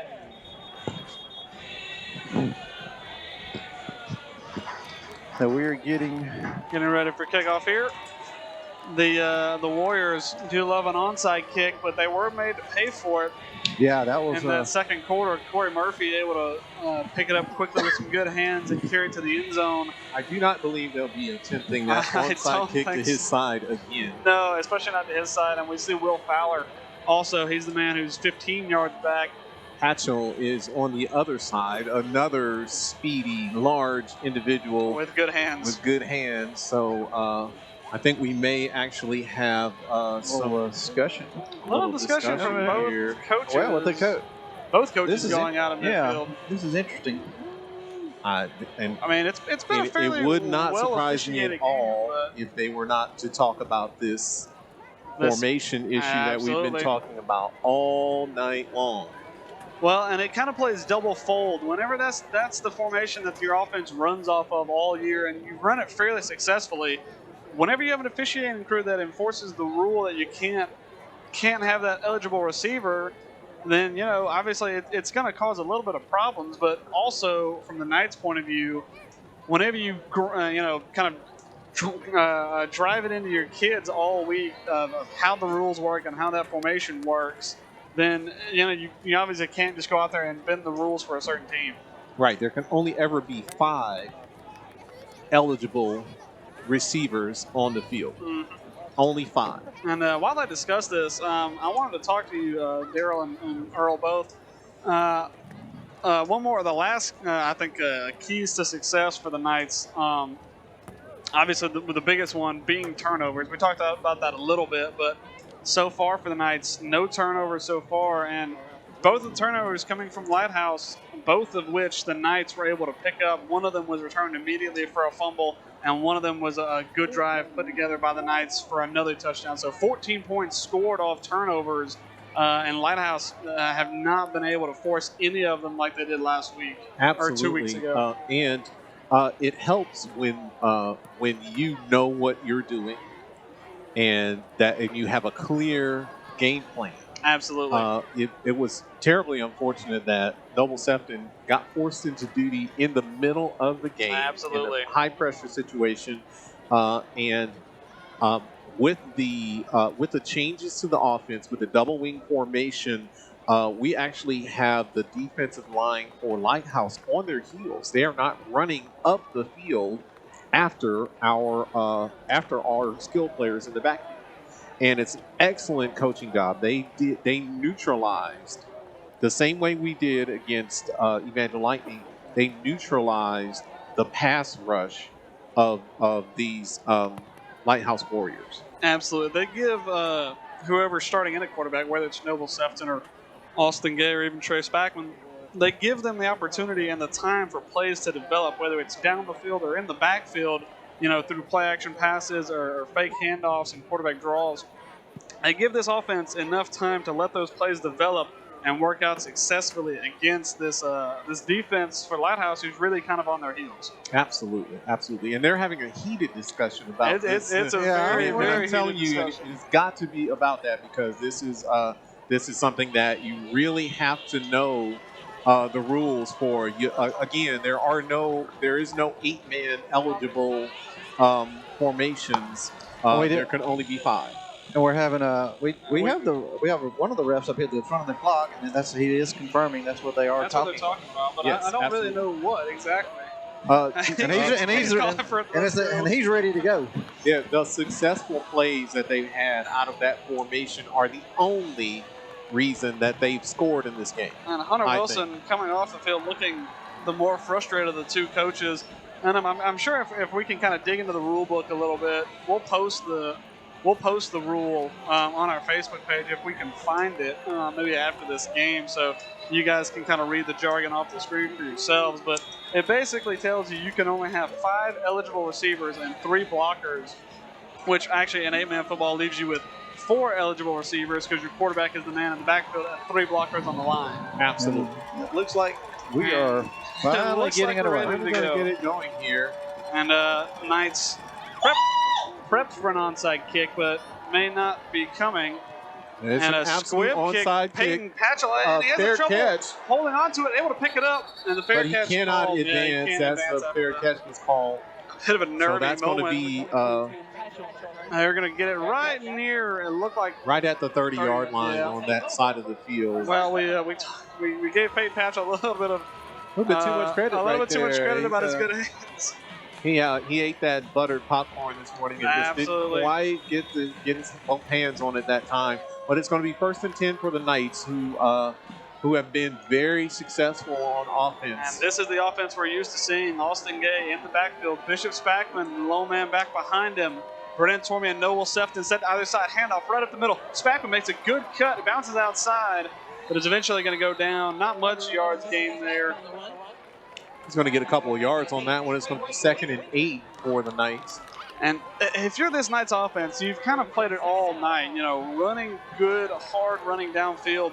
And you really start to frustrate this Lighthouse team because the more you run the ball, the more time goes off that clock. Already 11 and a half minutes to go in this third quarter. And the less the opportunity for them to lightning strike back into the game. Absolutely. We know they're a quick strike offense, and that's what they're going to try to avoid. Double wing formation. Sefton in for quarterback takes a handoff now. Good block up the field. That was Josiah Hanby, a big block.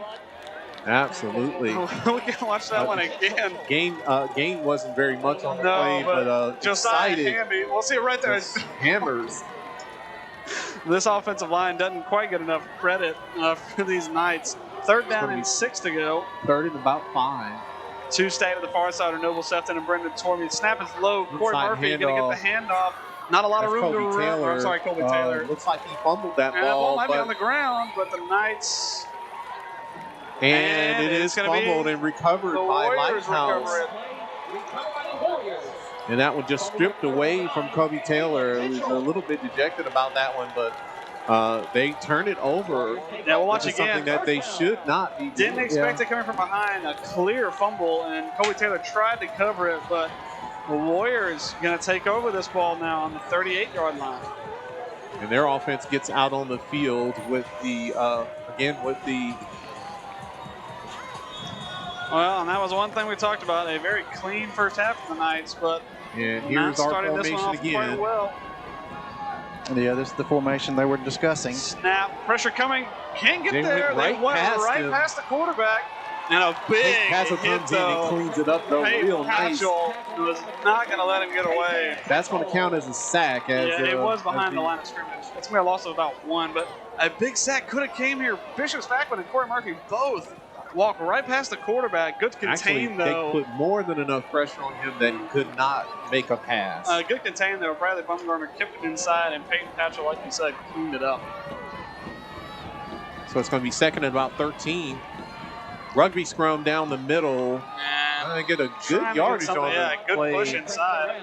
Need about 5 yards on that play. It's going to be 3rd and 7. Maybe trying not to get pinned back deep against this Knights defense who loves to play against quarterbacks who have to drop back to throw the ball. And Bradley Baumgartner, Noble Sefton checking out for, that is going to be, looks like Isaiah Zorn and Cecil Kuhn who both check in. Snap, quarterback looking to throw, has time, finds a man in the flat, but cannot quite hold on to it. He's still got happy feet from those last couple of plays. And that's one thing, too. Whenever you get pressure on the quarterback, you kind of get into his head a little bit. You make him think he has less time than he normally does to throw the ball. The line that time holding up, but 4th and about 7 now for Lighthouse Warriors after they get the turnover. Yeah, they in danger now of wasting a good field position early on. 4 wide set. Everyone's eligible this time. Quarterback, low man in the backfield, takes a snap, high snap over his head, and it's a race to the football. Running after it. He gets on it, but that is going to be a 4th down, turnover on downs, almost 30 yards on that play. They're going in the opposite direction at the 37-yard line of Lighthouse. It's going to be 1st down Knights. Yeah, if you're going to have a turnover on down, you do not want a high snap on that play. That ball is going to be all the way back now on the 39-yard line. It went from pretty much the 39 to the 39, but this time in Lighthouse territory. Almost 25 yards of field position just given away on that, as they probably could have punted. And a waste of good field position as well after that turnover. Bradley Baumgartner, Noble Sefton, the 2 receivers.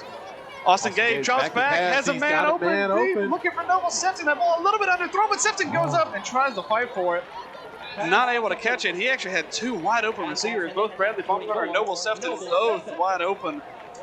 A successful run game and the play action will get you some wide open receivers. Yeah, it does open you up a little bit. Austin Gage actually held on to it just a little bit too long that time. If he had thrown it early, someone would still have been running. He could have caught Sefton in stride there. Absolutely. Sefton had to wait for the football to get there. Yeah, and it gave the Lighthouse defender a time to. And to his credit, he nearly did it anyway. Cory Murphy, low man in the backfield. The Wild Knight formation. Snap, good blocking up front, and good power running from Cory Murphy. Going to get about 5 on that play. Going to end up on the 34-yard line of Lighthouse. third down, and looks like they're going to give him about 4 on that one. So 3rd down and 6 for the Knights. What a good, strong run. Austin Gage checks back in. Looks like he's going to take the snap this time on the 3rd and 6. The power guys in now with Peyton Patchell and Bishop Spackman both. Patchell line up on the left-hand side. They love to run behind him. This time they're going to do just that. Good block by Peyton Patchell. Has a 1st down. In the hole. And is going to go, they're eventually going to call him down, but none after he's got the 1st. And one thing I love about this, we'll watch this again. If we can pause it real quick, we see Peyton Patchell. He started on the left-hand side of the line, but a well-designed block. Absolutely. And comes up and picks up an excellent block. Absolutely. Like I said, they love to run behind him. He's a good blocker. And he's big and physical, just like Bishop Spackman. This time, 2 guys on the top side, Noble Sefton, Brendan Tormey. Spackman in the backfield. Gay looks Sefton's way. Has Brendan Tormey wide open. Catch, and it's going to be a touchdown. Knights. Brendan Tormey, busted coverage all the way. Brendan Tormey wide open. And he's going to have a touchdown to his name in this championship game. Brendan Tormey, a player who's improved massively throughout this year, both at safety, defensive back, and wide receiver. He dropped an interception earlier, but that one there's a flag on the play. It looks like they're going to bring this one back. And that's unfortunate for Tormey there. We'll see what the flag. It's got to be some kind of a hold. Yeah. I have not seen any signal as of yet, but they bring this one back, holding against the Knights. Yeah, we couldn't quite see it. But it looks like it's going to be 1st and this time 25. Tormey coming out. Bradley Baumgartner on the field. Gay looking at the throw. Good blocking. Goes deep. Has Bradley Baumgartner. Touchdown, Knights! Touchdown, Knights. What a throw by Austin Gay, and Bradley Baumgartner makes a great catch, falling backwards. And, if you give them a flag, they're going to go out and throw another one to the end zone. Touchdown, Knights. Outstanding play. It looks like the Knights have run it, and they have the defense of the Lighthouse Warriors looking in the backfield. Austin Gay again with a beautiful pass, even thrown a little bit late. It was a little bit late. And we'll look at that again on the replay, but I mean, if you have 2 speed guys like that, send them on a double post against 2 safeties, and they're likely going to come down with it. That one, a very good catch. And this kick is up, and it is good. Bobble snap, but that hasn't stopped him all night. And we'll watch this again from the replay. We can back it up just a hair. We'll see what a great catch. Bobbled and caught in the end zone. Bradley Baumgartner has played a good year so far this year. Only get 2 touchdowns, but that one going to be the biggest of the lot. And these Knights can smell that championship. And I would not be surprised if they didn't start the mercy rule clock now. This being a 36-point lead for the Knights. I wouldn't either. I don't know how, obviously I'm sure the rules are probably the same for a state championship game, but, being Lighthouse Warriors, they're all competitors, though, and I don't think they're going to want to really lose this game on the mercy rule, but we'll see what the officials decide to do. Return number 9, Halo Central. Kick for 24, Noble Sefton. Noble Sefton doing an awesome job all night of putting this ball exactly where it needs to be. And he's been 100% he extra point kicking also. Right down. Good kick. Where it has to be fielded at about the 15. And able to scoot away from a couple tacklers, but there's going to be a flag down. Looks like it's going to be a block in the back. Block in the back. I saw it as it that was right at the point of attack there. A hold or a block in the back. Yeah, we'll see what comes down.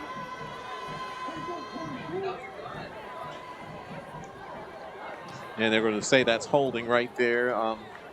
It's got a little bit out of hand. That's going to be 10 yards from the spot of the foul or half the distance. I think it's going to be 10 yards on the 24. They're going to start on the 14-yard line, and they're going to try to erase this massive deficit here, 36 points. 7:21 to go in the third quarter. And I wrote it down on my notes, and I've tried to keep track of it, but I believe that might have been Austin Gay's first official pass of the game also. And, no, I believe he did one throw one earlier. I'm sorry, to Noble but it Septon. was, Incomplete. incomplete. This one. Pressure coming, able to get away from Cory Murphy, and a big hit this time as they're made to pay for that completion.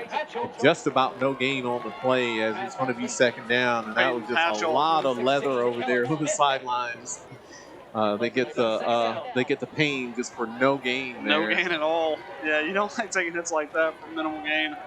Peyton Patchell, that's his second big one of the night, really. And I mean, we can talk about it a little bit. I'm sure everyone can say in the comments who they think the player of the game is, but I mean, you could pick a lot of different players. Cory Murphy has played an excellent game. Peyton Patchell, obviously Noble Septon. Pressure coming. That ball, nice great throw, catch. great catch. That is fantastic skill position catch. football there for a first down on the Lighthouse Warriors. And the Warriors going to hurry up here. That was a great throw over the middle. Had to be perfect, and it was. And even Brendan Tormey saying there, great catch. Yeah, it's a good catch there. You have to give credit where credit is due. Yes. We'll see this right across the middle. A good post route inside. Well thrown, well timed, and an excellent catch. We'll see that again on the replay.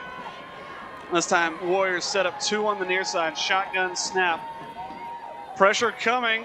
Didn't quite get there, and this ball just over the head of an open receiver. And that's again what this pass rush can give you. Obviously, they teach you whenever you play on the defense, if you can't get the quarterback, stick your hands up. And it worked well enough there where that ball was a bit overthrown. See some of the crowd that's on hand here. Good crowd, very good crowd. It's going to be 2nd and 10 now. Our cameraman in the picture. A good crowd for both teams, I might add. Yeah, both teams. Good showing tonight. Yeah, shotgun snap again. 2 receivers stacked to the right. Good blocking, has plenty of time. Throw. That ball up in the air. Oh, just over the hands. It looked like Kobe Taylor went for the interception. Undershot a little bit and nearly busted big. I think Colby Taylor just put the receiver off enough. He couldn't see it coming down, but that was a touchdown if he holds on to it. Cory Murphy obviously judged that one a little bit wrong. So it's going to be 3rd down now and 10 for these Warriors. One thing for the Knights we talked about was limiting mistakes, and turnovers was a big one last week. They do lead right now in the turnover margin despite giving up a fumble on their first drive for the second half. Knights being behind the chains right now. Yep. Pressure coming. Screen pass again. A bit over the head. That's going to bring up 4th down. Pressure coming as the ends for the Knights are upfield. And it's going to be 4th and 10. It looks like they have no choice but to go for it with 5 minutes left in the 3rd quarter, down by 36. And one thing the Knights have done really well tonight also that you don't quite see it because it's not a huge factor. Well, it is a huge factor, but it hasn't been a huge factor so far tonight, was whenever you bring that pressure on the outside, especially in 8-man football, generally that opens up the middle of the field for a quarterback to run into. But the Knights have done a very good job of plugging that hole in the middle and not giving them that opportunity. And now we're going to punt it here. Punt is good, and it just gets away. Kobe Taylor he's gonna let it stays drop. away from it, lets it fall, takes an Ezekiel bounce. No reason to field down for Taylor. And the clock is going to start running. No, it has stopped with 4 minutes and 57 seconds left. And the Knights with a commanding 48-12 lead. Take a quick look at a sponsor here. Go back over there to Zap Pest Control. Your hometown company serving your needs in the river region for termite and pest control, and hopefully wasps, because I had a wasp nest under the roof. I heard a bunch of noise and they came out and I went back inside. Yeah. So visit zappestcontrol.com. Most bugs don't bother me. Wasp and hornets I do not mess with. Knights in the spread. 4 wide this time for Gay in the backfield. He's going to take it right up the middle, and he's going to take a bit of a hit. Going to go down after about a gain of 6.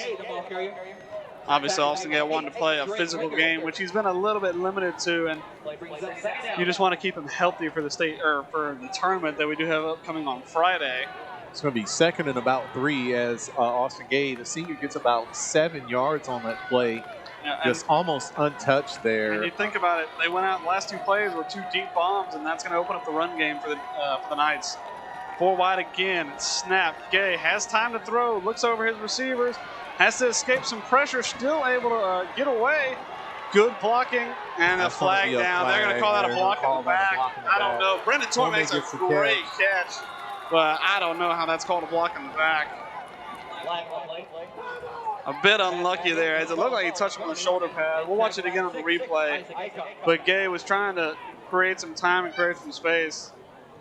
And they are going to call that They're a going to set the block block in the back. Look at the replay here.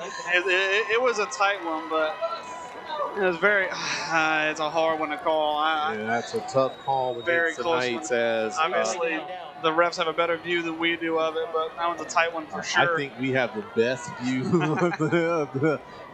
of anyone around here. I wouldn't have called that a block in the back, but it is the White Hat's prerogative to call what he wants, and he thought that was an illegal play and called that a block in the back. So it's going to be 2nd and 20 now for the Knights. And they have called a good game so far tonight, the refs. It's been kind of an awkward Spackman situation up the sometimes. middle. And this time, well contained. Bishop Spackman hadn't had a ton of running room so far. It's been Gets pretty a much couple. power 5 and 6 yards, but no, not really any gain that time. That'll bring up 3rd down. It'll be a 3rd down, and looks like about 16 for the Knights. We'll see what they decide to do with a little bit over 3 minutes to go in the 3rd quarter of this state championship game. The You Knights guys- feeling good. Yep. You guys watching on Facebook, like I said, we will record this game. I know the internet's not acting its best tonight, but nothing we can do about that. 4 wide set. Gay looking to throw. Pressure coming straight away. Has to try and find somebody. Able to escape for a moment.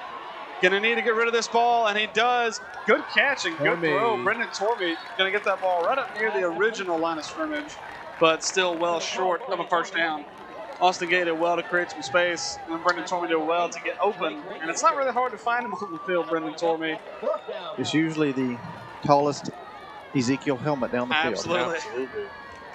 And even though he did get a gain there, just right near the original line of scrimmage, 4th down and 11 upcoming for the Knights.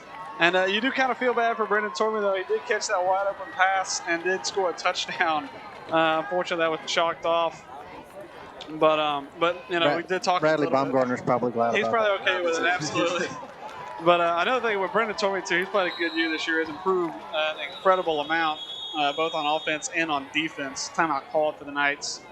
But I'm sure we'll see that improvement going into basketball season also. Absolutely. Tommy about 6'5", 6'6", fairly dominating height for someone so young. Yeah, I believe last year he was actually eligible to play on the middle school team in basketball and was still the exact same height he is today. Absolutely, yeah. And he's one of the kids walking around. If you're the coach walking around the school, and you see him, you point at him and say, "You're playing basketball and you're playing football. You don't have a choice. You're just getting out there and doing it." And obviously, not a senior this year. He's still a young guy, and so he's going to be an asset going forward for this football team for a few more years to come. Let me take a quick look at one of our sponsors. Bird's Tackle Box, just down the street from where we are, your hometown store for tackle, live bait, guns, ammunition, accessories, apparel, and so much more. Go see Peyton and Benjamin on Wednesdays. Peyton on every day. Every day. 1220 Holville Road in downtown Wetumpka, just down the street from us. Go check them out. When we get back out here, Knights had to burn a timeout there. They're going to get back out. I think they finally turned the lights out at Bird's Tackle Box. I think they did. Go now. They might have just closed at 8:45. Punt coming. Spackman going to take this one. Has to get the one away quick, but it's still a good kick. It takes a nice Ezekiel bounce. roll.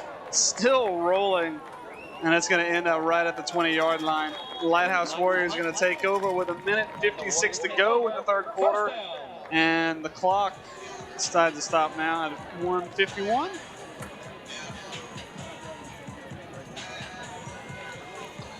Well, we got a second. We'll jump out at one of our other sponsors here. Thrive Performance.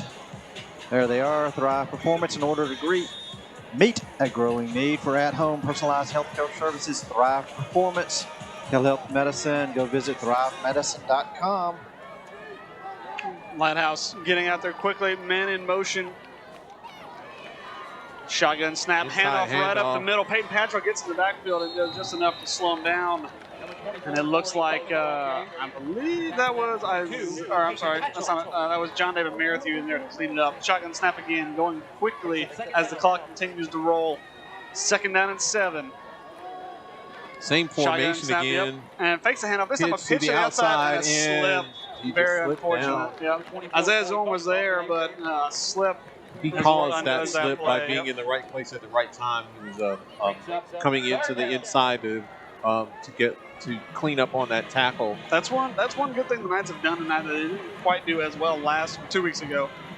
Is containing the outside, whether it's your cornerbacks and your DBs or your safeties, and as well as your outside linebackers. They've done a good job of containing the run. 4 wide sets, snap a little bit low, going to throw a screen pass to the far side. Has a long way to go to get that first down and gets most of the way there. It's going to bring up a 4th down and 5, but it'll be very bold to punt it from here, but dire times for Lighthouse. Right, this would be, it's 4-down territory all over the field on 8-man football. It's 4th and 4 at the 25-yard line, 26-yard line. And it looks like they may be getting ready to go for it. Yep. 2 wide set to the right side, shotgun snap, and a booch punt again. Maybe we should have seen that one coming. And it's going to take a dead bounce right at the 50-yard line. And the Knights will take over right at midfield. Excellent and they field lead position for by the Knights. 36. 10 seconds to go in the 3rd quarter. Well, the Knights are right about 12 minutes and 10 seconds away from their first ever state championship. Unless something incredibly drastic happens in the next 12 minutes, they're going to be walking away state champions. Stranger things have happened. Yep. We'll see if we can get. Trying to find. There he is. There's our Thrive There's performance. that He's running. Travis out there running camera for us. Putting him to work a little bit. One of the guys, part of Thrive Performance. Double wing formation for the Knights. Noble Sefton fakes the handoff, and it blows up in his face there as he is not able to get to the outside quickly enough. He takes a big loss on the play of about 7.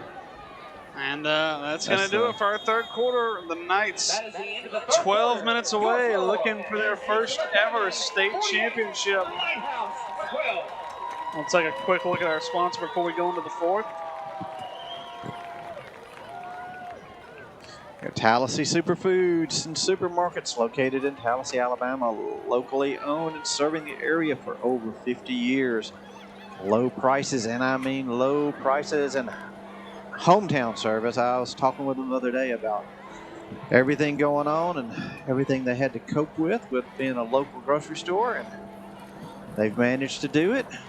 A lot of helping the local people out with some groceries. So, and everybody appreciate it. But 2 locations in Tallahassee. Go to TallahasseeSuperfoods.com, or you can find them on Facebook at Tallahassee Superfoods. Yeah, we ended up passing one of their stores a couple of weeks ago as we traveled to a football game. And here we get into the 4th quarter. Yeah, this crowd into it. They know their team is very close. They can see the state championship right at the end of this 12 minutes if they can hold on to their 36-point lead. There's one of our other cameramen, Brock. I think we've got Mark. And Mark, yeah, Brock and Mark both. Shotgun formation this time. 2 receivers to the left. Handoff right up inside. Kobe Taylor. Can he get right back to the original line of scrimmage? Maybe 3rd down and 11 upcoming.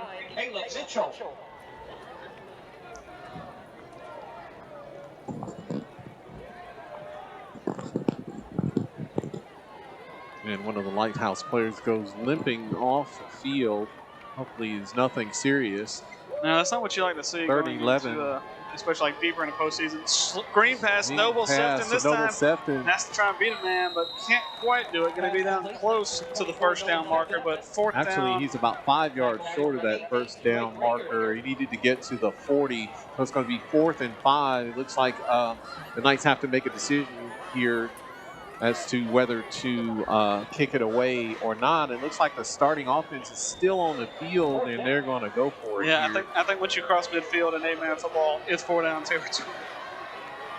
Austin Gay As we take is just at under 11 quarterback. minutes. Noble Sefton looks to be limping a bit. Yeah, he's the low man on the near, or 2 men on the near side. He is going to get the ball. He gets the ball has to try and beat a again, man, though. and he He does beats a man this incredibly time. well. Has a good blocking. Brennan Tormey, and he's a race to the end zone. We're going to wait for the signal. Touchdown, Knights! Noble Sefton. A great effort and a great block by Brendan Tormey. Give the Knights an extended lead. 45 yards on the pitch and catch there on the 4th down.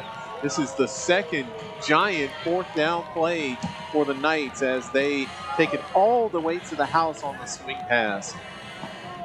Yeah, I think that's the second time actually they've scored on 4th. No, I'm sorry. Actually, I believe a long run. It was a long run, but and it was Kobe Taylor that got pushed out of bounds. Right at the 1, play, yeah. right at the 1 yard. Extra point upcoming. Another Noble extra Sefton. point for Noble Sefton. He's been 100% so far tonight. Make that And 101% keeps it as he great. gets another one right down the middle. The Knights lead 55-12 with 10:38 to go in this 4th quarter. Lighthouse 12. And these Knights have not let off the gas here, Absolutely not. as they're already celebrating a little bit. Maybe a premature celebration, but Like you said, St. stranger Patchell- things have happened. We're trying to get all of our crew on here. Let me see if I can. Noble Sefton. Here we are in the. We got Hunter down there. Plays our home announcer. Us in the. What it's like up in the press box. So yeah, it's a little crampy up there in that press box. It can be a little bit, but it's nice to be inside where we have some air conditioning. We don't need the air conditioning tonight. No, it's been a brisk perfect football night of football. weather night. Not too warm, not too cold. Yeah. Baby Bear says it's just right. 10:38 to go. Knights to kick this one away again. Noble Sefton set to tee it up. And a squib Whips kick. it, and gonna be he down just right at the downs it 39 right there at the 39-yard line. Still good field position there. The Warriors take over. First down. Well, and Noble Sefton adds to his tally of touchdowns, his 4th touchdown of the night. Absolutely. And we talked about who could be player of the game, and obviously we want to hear your opinions in the comments. Yeah. But I mean, when you have 4 touchdowns in a game and a fumble recovery, it's hard to say that you're not the player of the game. But he's still got some competition with. Cory Cory Murphy. Murphy's played a great game. Austin Gay, for the time that he's been in, has played a fantastic game. I mean, there's some On really good defense, players. Peyton Patchell's played incredibly well. Brendan Tormey's played well. There's been a lot of good players out there for the night so far. Pressure coming. That ball just barely gets away, but unfortunately drops. And the pass rush is coming now. Whenever they line up in that formation, Cory Murphy just uses is in a full sprint into the face of the quarterback. He's not allowing that to go on. I guess if they're going to allow the illegal formation, and I guess coach told him just run Go at the for it. quarterback. Absolutely. You got a free run. There's nobody going to block you. You have a free run at the quarterback. And as a linebacker like Cory Murphy, that's all you want to hear. Yes, he started licking his chops when he said run. And the clock not going to stop now with 9:20 to go. This time, set up shotgun formation, 2 to the left, snap. Good pocket this time. Able to let this one go, but intercepted. Colby Taylor has a chance. And It has a bit of a slip. It goes down just past midfield. But he really didn't want a touchdown on that one. He just wanted to no. stop in the middle of the field. I will tease him about that later, but another outstanding play by Kobe Taylor. Yep, this time we'll see this Clock one. continues to run now. The pocket did well to hold up, but a bit of an underthrown ball. He did have a man in behind both Colby Taylor and looks. I can't tell who the other safety well covered was, but on he was the well play, no covered. matter what. He was just blanketed by one white shirt with 3 black shirts around. Absolutely. Means you probably shouldn't have thrown that ball. Knights now able Inside to really handoff. draw down this clock. Inside handoff. Bishop This is Spackman. Good spin move. Stays on his feet and picks up about 7. Going to end up at the 42-yard line. So it's going to be 2nd and about 4. A long 3, short 4. And we talked about some great plays drawn up earlier on in this game, especially that first drive for the Knights, but this is definitely the more of the Knights offense that we're accustomed to seeing. Big lead, and now able to really draw down this clock. Noble Sefton, right here on the near side, we see him maybe looking to get his 5th touchdown of the night. Cory Murphy in the backfield of Austin Gay. Handoff. Murphy gets the handoff. Gets a good head of speed and has the first down. Number 25, Cory Murphy on the run.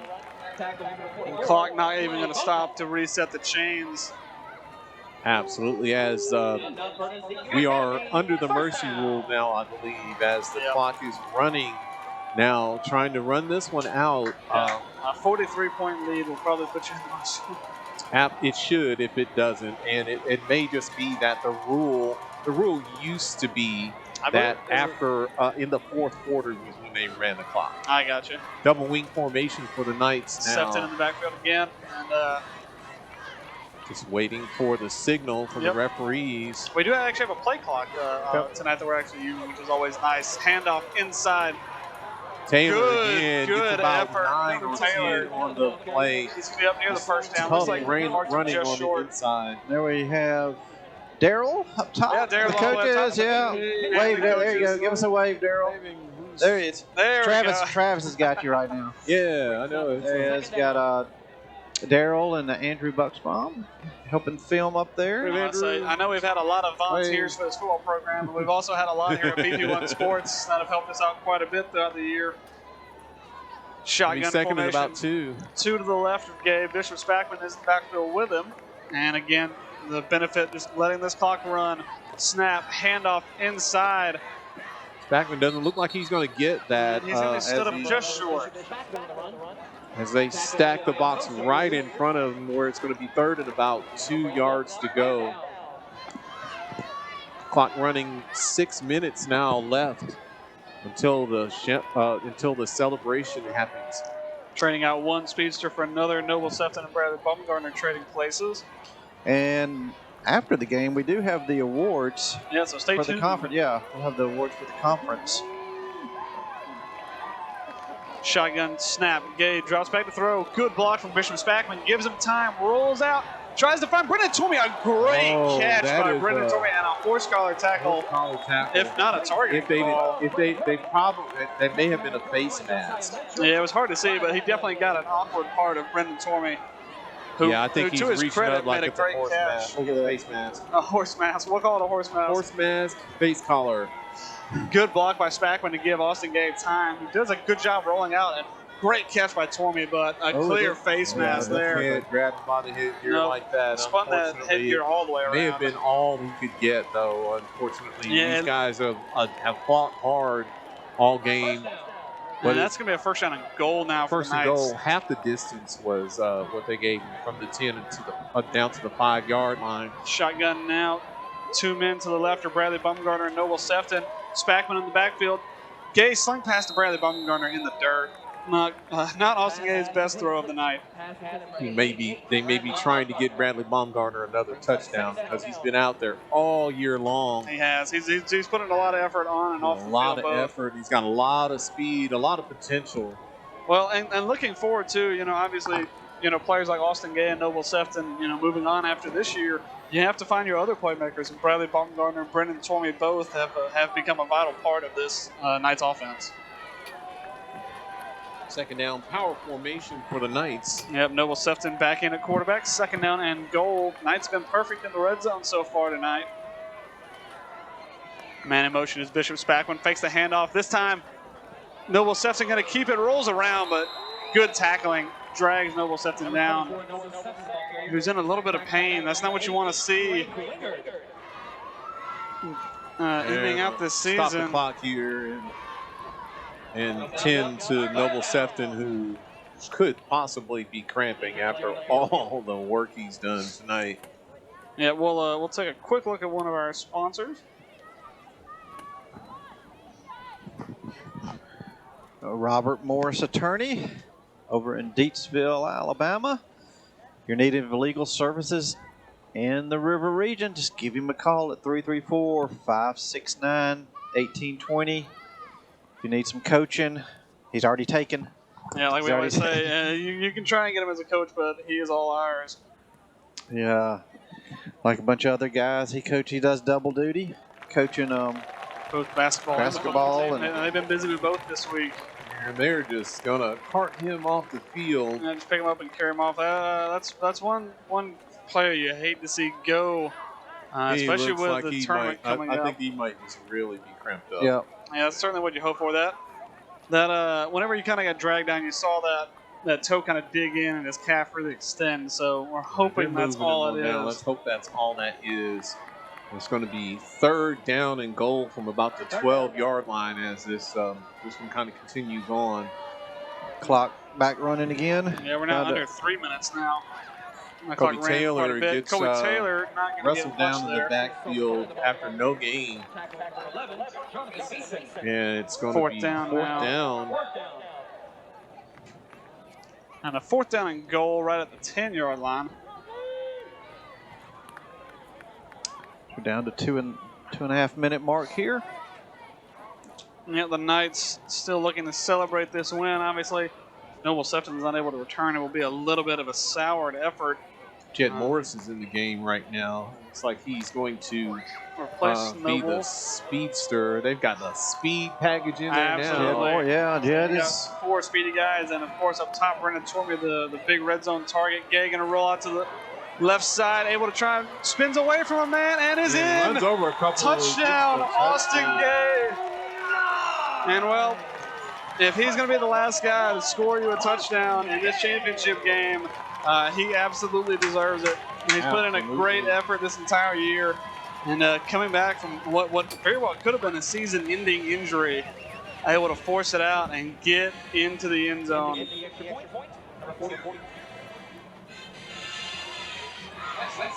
Now Wesley Spears, he kicks for the JV, and he does kick for the JV. Yeah, and he's kicked a couple, I believe, as well for the varsity team this year. Once we've gotten a little bit into the backup territory.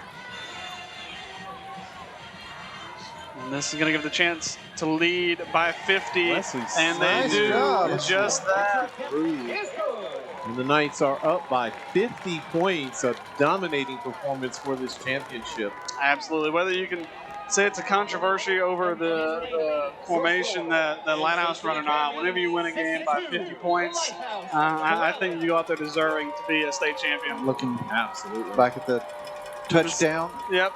Great job, Austin Gay, able to make a man miss and forces it out into the end zone.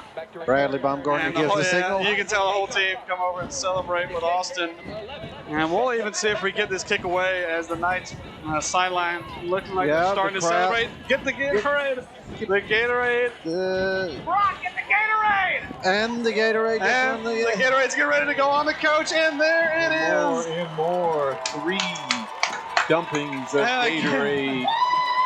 And the Gatorade, we can see the remnants of it on the field, as I don't even think we're going to get this kickoff. Hunter Wilson is soaked now, and what's going to be a cold night,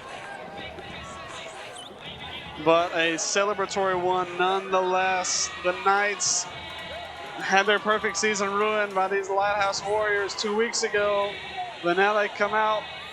4 seconds left here. Have a bit of a revenge game, and the Knights are going champions. to be state champion. And that is going to do it. And what an effort. A 50-point win in a state championship game. You cannot say they didn't deserve it. They played a fantastic year all year. And now they ended as state champions. And of course, we got to give a lot of credit to the Lighthouse Warriors. They played a fantastic competitive game, but the Knights came out and they did not look like they were going to be denied this game.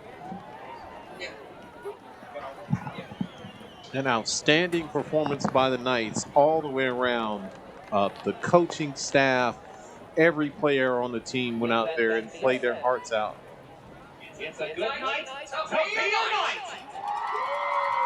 Knights shaking the hands. Corny, but that was a little bit corny, but it was great. Yes. And for the first time in program history, these Ezekiel Knights can say that they are state champions. Actually, they've competed for the state championship. Probably this is the 5th year in a row absolutely. that they've competed for it a for the lot. state championship, and every single time they have lost to the Evangel Lightning, who deserve mentioning because they had 4 championships in a row. Well, this time they weren't even participants in this one, as the Knights that was actually one thing I wanted to talk to you a little bit earlier in this game.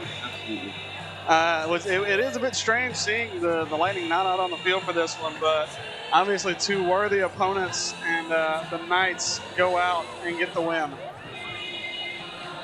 And it looks like they have they're going to huddle in the middle of the field in mutual respect. I believe they're saying a prayer now. Yeah, absolutely. And the Lighthouse, obviously, again, deserve a lot of credit. Had a great season this season, ended up in the state championship game. That's still nothing to hang your head about. But the Knights, the real, obviously, it'll be hard to say they don't deserve this state championship, going up and beating every team in the conference. Absolutely. Absolutely. And obviously, we'll have the post-game awards, or post-season awards, I suppose, upcoming after they break the huddle.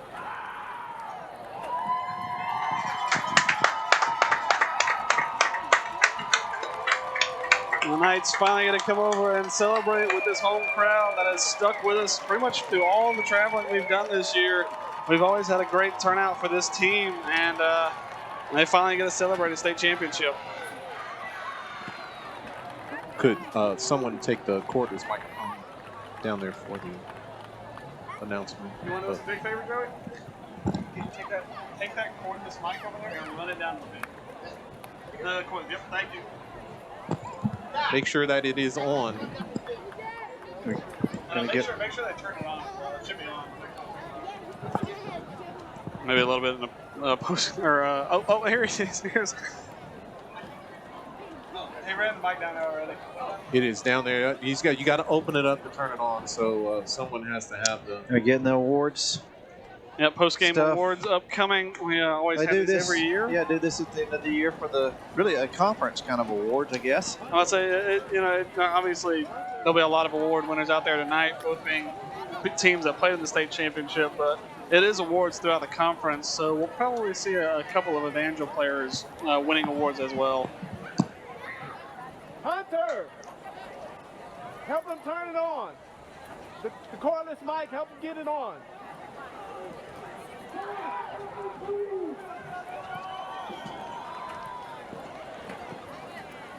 The Knights going to go over and collect the spoils, T-shirts. Yeah. Everybody's going out to get their championship football T-shirt. Yeah, this program, like you said, is fought for that state championship every single year and come up just short. You know what it means to these kids and these coaches both alike to actually go out there and finally get their hands on it. And really another, hats off to Lighthouse. I mean, it's usually another team's in the finals, and they've come through this season with only one loss in the regular season. They stuck it out and grinded out a win against this Knights team. Two weeks ago, the score was totally different. But and as well as full credit, we talked about it a little bit earlier, but the coaches went out in 2 weeks and drew up a completely new playbook around every single player out there, and they executed it to pretty much perfection. They used all the weapons at their disposal to make a winning football team, to make a winning football strategy. I mean, it was excellent planning. I mean, you've got a player in Trace Backman who we've never even seen throw the ball, went out and threw the first touchdown pass of the game. So the coaching staff definitely creative, and like I said, drew up an excellent playbook over these last 2 weeks. The defense adjusted incredibly well, and they even a little bit of controversy in the game with the officiating crews and everything. But that shouldn't take away from the success of these Ezekiel Knights. Absolutely, and even with the controversy, with what we think might have been an unfortunate call, they were able to overcome that. I said the offense made it not matter. And even the defense and special teams both also getting on the scoreboard. Defense had 2 takeaways, 1 fumble recovery for a touchdown, and the special teams also scored a touchdown when Cory Murphy picked up on an onside kick. Yeah. We're about to have our awards. And what we're going to do is we'll be quiet for a little bit, and we'll listen to the on-field awards. mic. Yeah, we'll listen to the on-field mic. So Ricky Paturas, our athletic director, who they interviewed at halftime. Yep, that's him handing. Looks like he'll be on the microphone. Coach Hunter on the left there. Yeah, the slightly wetter one at the moment. There's a pretty. Let's listen up, everybody. We're going to go ahead and we're going to start with the All Football Awards. Coach JJ and Coach Hunter are going to pass out the medals. Let's start with offense. Quarterback, number 2, Austin Gay, senior, Ezekiel.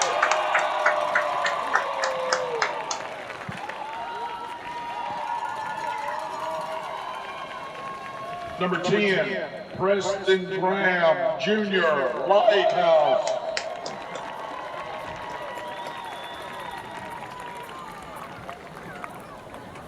Running backs, number 24, Daniel Ville, senior, Evangel. Number 11, Bishop Stack, senior, Ezekiel.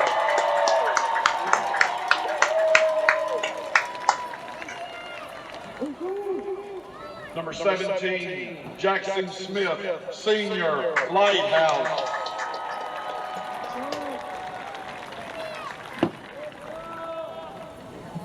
Now on to the center. Number 52, Daniel White, senior, Ezekiel.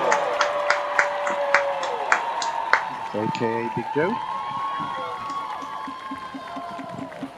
Guard, number 72, Jared Warren, senior, Evangel.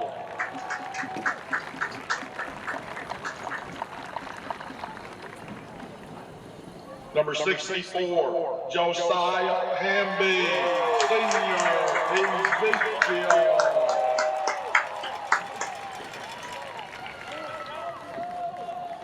Receivers or tight ends.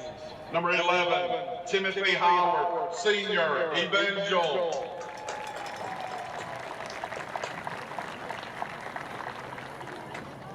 Number 4, Jet Lodge, senior, Evangel. Number 24, Noble Sefton, senior, Ezekiel.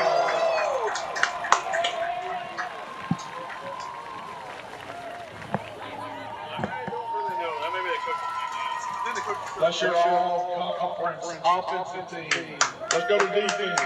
Defensive attack and safety. Number 9, Bradley Davis, senior, Evangel. Number 33, Whitlow Fowler, senior, Ezekiel.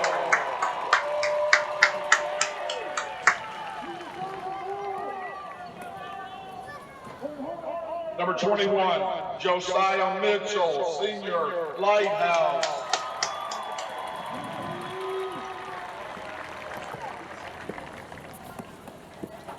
Linebacker, number 12, Luke Nelson, freshman, East Central.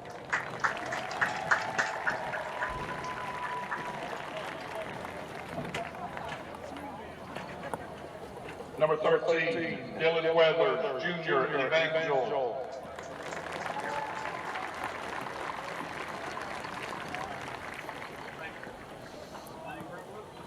Number 22, junior, Peyton Patchell, Ezekiel.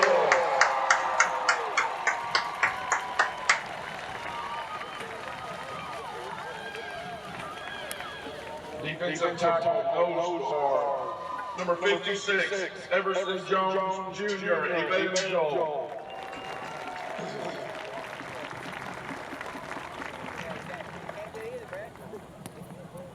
Number 24, senior, Daniel Giles, Evangel. Defensive end, number 4, senior, Jet Lodge, Evangel. Number 25, junior, Cory Murphy, Ezekiel.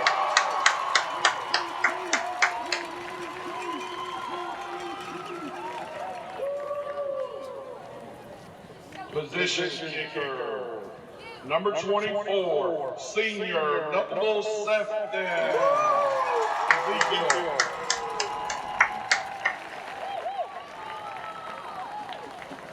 Punter, number 4, senior, Jet Lodge, Evangel. Special teams, number 6, senior, Isaac Aycock, Lighthouse.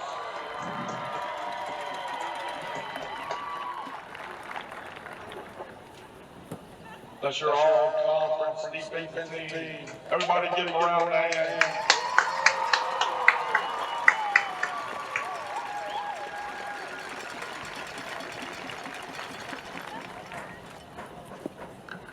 Okay, now we're going to do the Christian Character Award.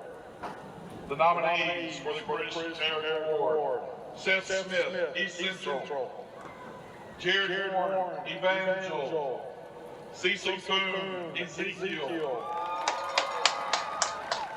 Ken Hirsch, Lighthouse. Now, see y'all later. That was a good game. See y'all later. To whom it may concern, it's great pleasure that I write this recommendation on behalf of Cecil Coon.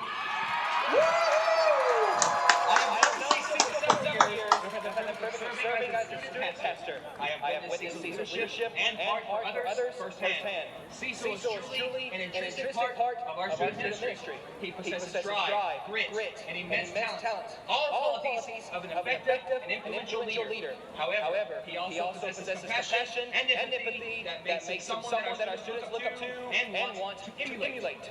Cecil is not only a member of our student ministry, he is also part of our student leadership team at our church. While on this team, Cecil has helped lead our ministry in several outstanding ways. On multiple occasions, he has led small groups where he has taught God to fellow students in a community setting.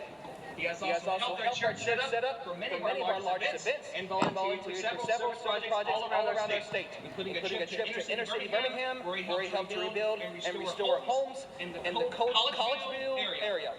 Cecil strives for excellence in all the tasks and responsibilities that set before him. We consistently rely on Cecil to make students feel welcome and valued. Whether he is known for years or just met them, he has the ability to bring people in, make them feel valued, and get them connected to what is happening around him. In short, I highly and confidently recommend Cecil Coon for the Doug Harrison Christian Character Award. It is my honor to write this on behalf of such a competent and humble young leader. If you have any questions, feel free to contact me. You get that part. Sincerely, Luke DeMarco. Your winner, ACSC Christian Character Award, Cecil Coon.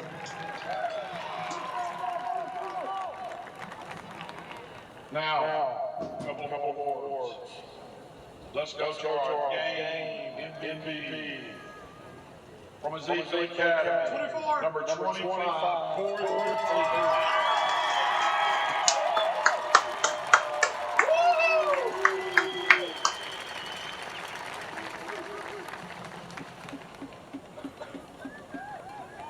Now, our 2020 Mr. Football from Ezekiel Academy, number 1, Austin Gay.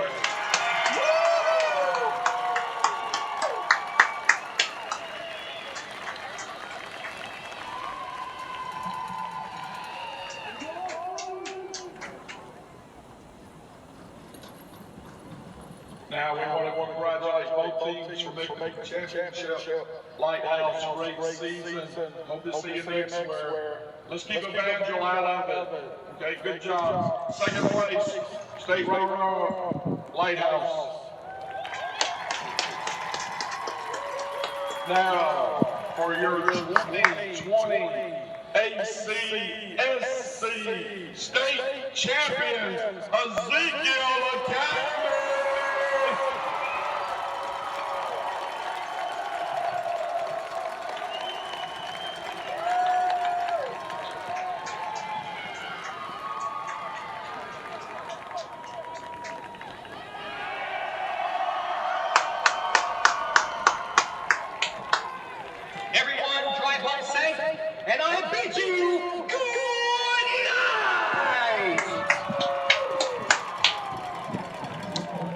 Well, guys, that was quite an awards ceremony there. Absolutely.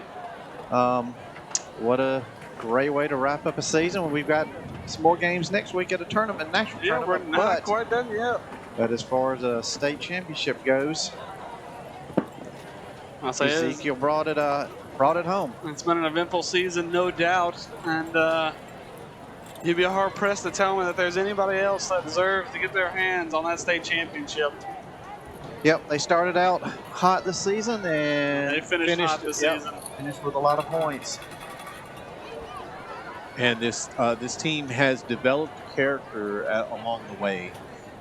They've had adversity, they've had some injuries and some real issues, some logistics issues and some other things like that, but they never took their eyes off the prize. Absolutely and, not. Just the coaching staff, even the parents. We have had a very, very successful football season for the Ezekiel Knights. And I mean, like you said, they showed a lot of character.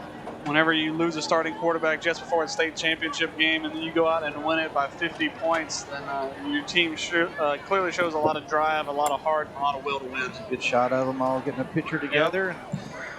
With that, guys, that'll wrap up our season here with Ezekiel. Maybe, I don't know. We're going to see about the tournament next week, but as far as the regular season and tournament, I would like to thank Daryl Spears, Benjamin Baumgardner, Brock Baumgardner, Mark Bucksbaum, Andrew Bucksbaum, Travis Hill. All these guys have been working hard to bring these broadcasts to you each time. And this guy who works the hardest, the puppet master behind everything. Yes, Earl Baumgardner. We definitely have to thank him. He's putting a lot of effort, especially on and off broadcast both. And that's exactly what you wanted to see at the end of the season. There it is right there. There's the picture you want to see. If you want to get a screen capture, that's going to be the one right there. The Ezekiel Knights 62, Lighthouse 12. The Ezekiel Knights, your 2020 state champions. Yep. So thank you guys on Facebook for joining in. Again, the internet wasn't great for us tonight, so I'm going to post this on YouTube. As quickly as possible. Yep. We'll have it up on a link to it on the sports page and probably on the banner page. We'll send it out to Lighthouse, but you guys will be able to catch a good broadcast of it. So we'll sit here and watch them wrap it up real quick. And with that, thank you guys for joining us. We will see you next time here on BP1 Sports Network. Congratulations, Ezekiel Knights.